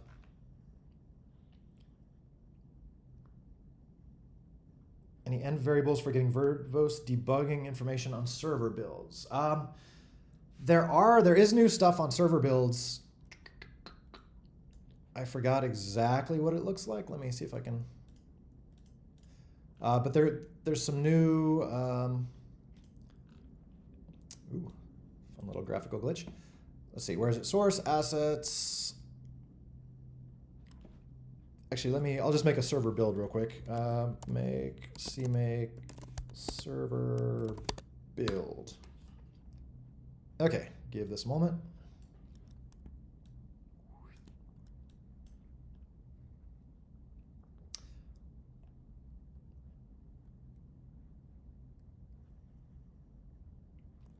All right.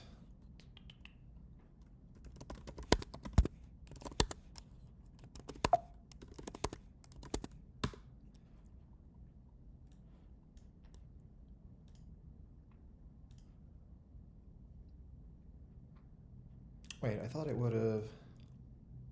Oh, yeah, here. Brr.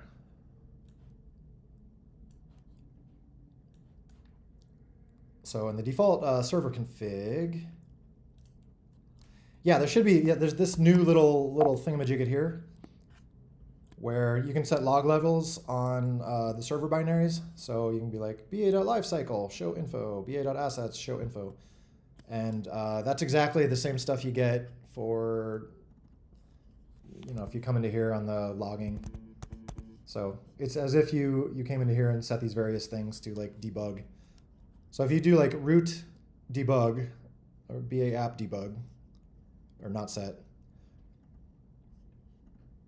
yeah, you could basically, if you wanted to get like debugging stuff for everything, which I probably wouldn't recommend. Actually, I definitely wouldn't recommend. Then you're going to get like stuff like this. Like you don't want your logs to be logging every single like moment. But yeah, if there's particular things like account stuff or whatever that you want to have logged, just come in here and set like ba.app equals debug or whatever. So yeah, for tracking down server stuff, that can be useful.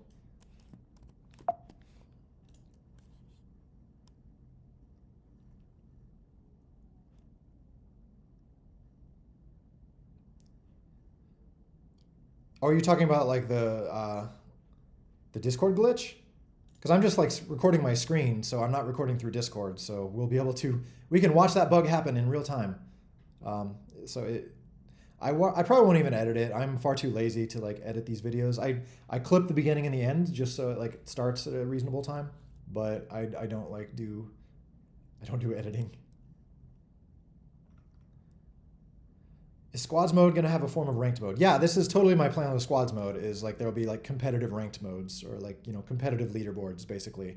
Um, it'll be a lot of experimenting in terms of like what is fun, but I'm trying to design it so we can have basically different.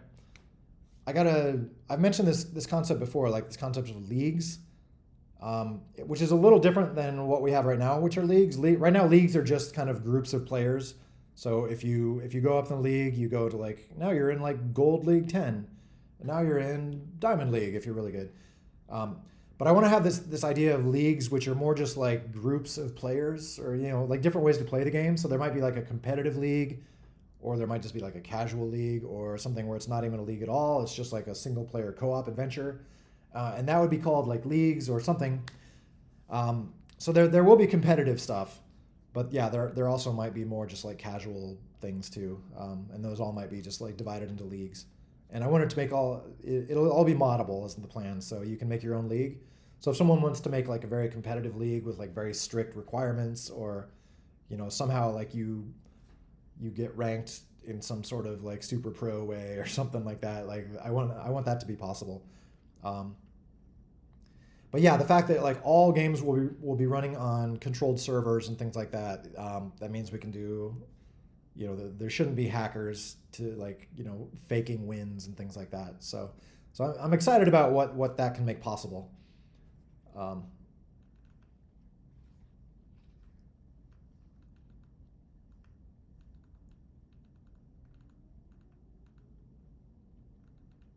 well, thank you for anyone who's bought Pro or Gold Pass or anything. Like I much appreciate it.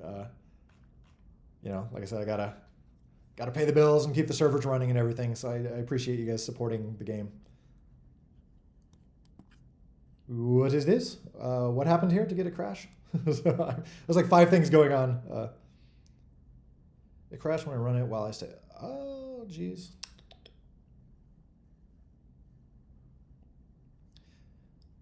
Yeah, co-op league is not. I mean, it's been fine, but I'm really like what I would really be excited about is ranked competitive multiplayer leagues, especially if we have replays. Like it would be super cool.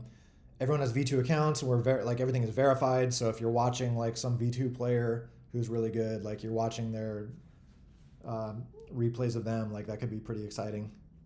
Or we just have like also just the fact that I want to make this all scriptable so people could arrange tournaments and things like that as kind of a league, under the league framework. So that'd be super cool just to have like some intense events of like top players competing. So yeah, squads mode is going to be a lot of fun. A lot of work, but a lot of fun.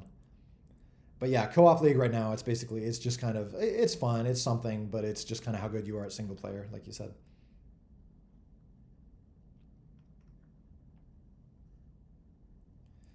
But yeah, the current ranking, like the all-time ranks and things like that, there's so many hacks and so many bogus scores and stuff in there. It's a little bit like, it's not something I'm going to try to fix. I'm just going to try to make squads not have that problem.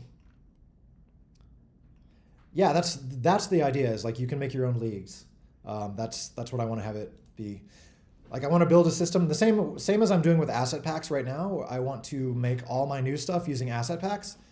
I want to make all the squad stuff using something similar. It'll just be called like leagues or play groups or so. I don't know.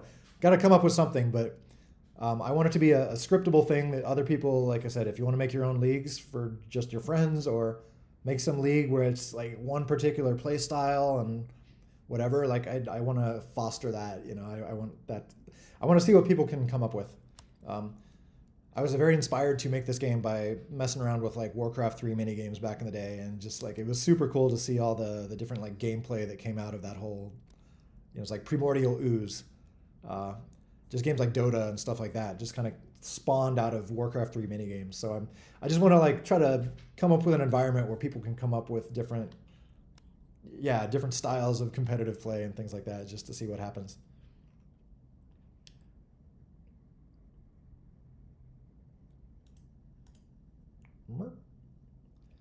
It will not be a bad idea to have more than Diamond League. We'll have to for squads mode, for whatever when there are competitive leagues. I'm curious what you all think in terms of like how many leagues there should be. Like, what do other games do? What would be a good amount? Um, we've just had bronze, silver, gold, diamond for forever, but we could certainly change that to something else.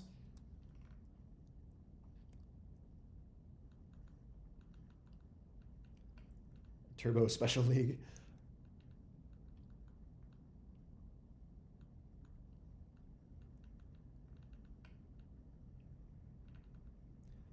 So, anyway, I think any other questions? Otherwise, I probably will wrap it up since we've been going about the normal 2 hours.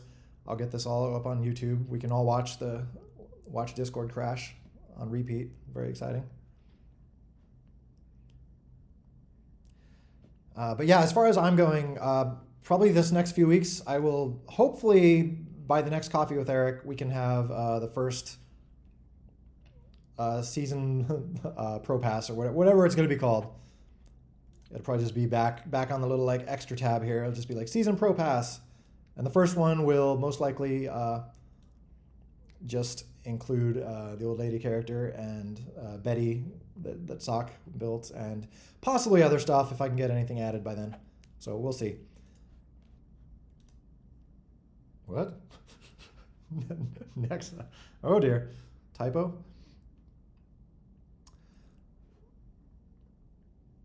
But anyway, all right, everyone, it's been fun. Good chatting as always. Thanks for playing and everything. And yeah, I will talk to all of you folks the next episode. So peace out. Bye.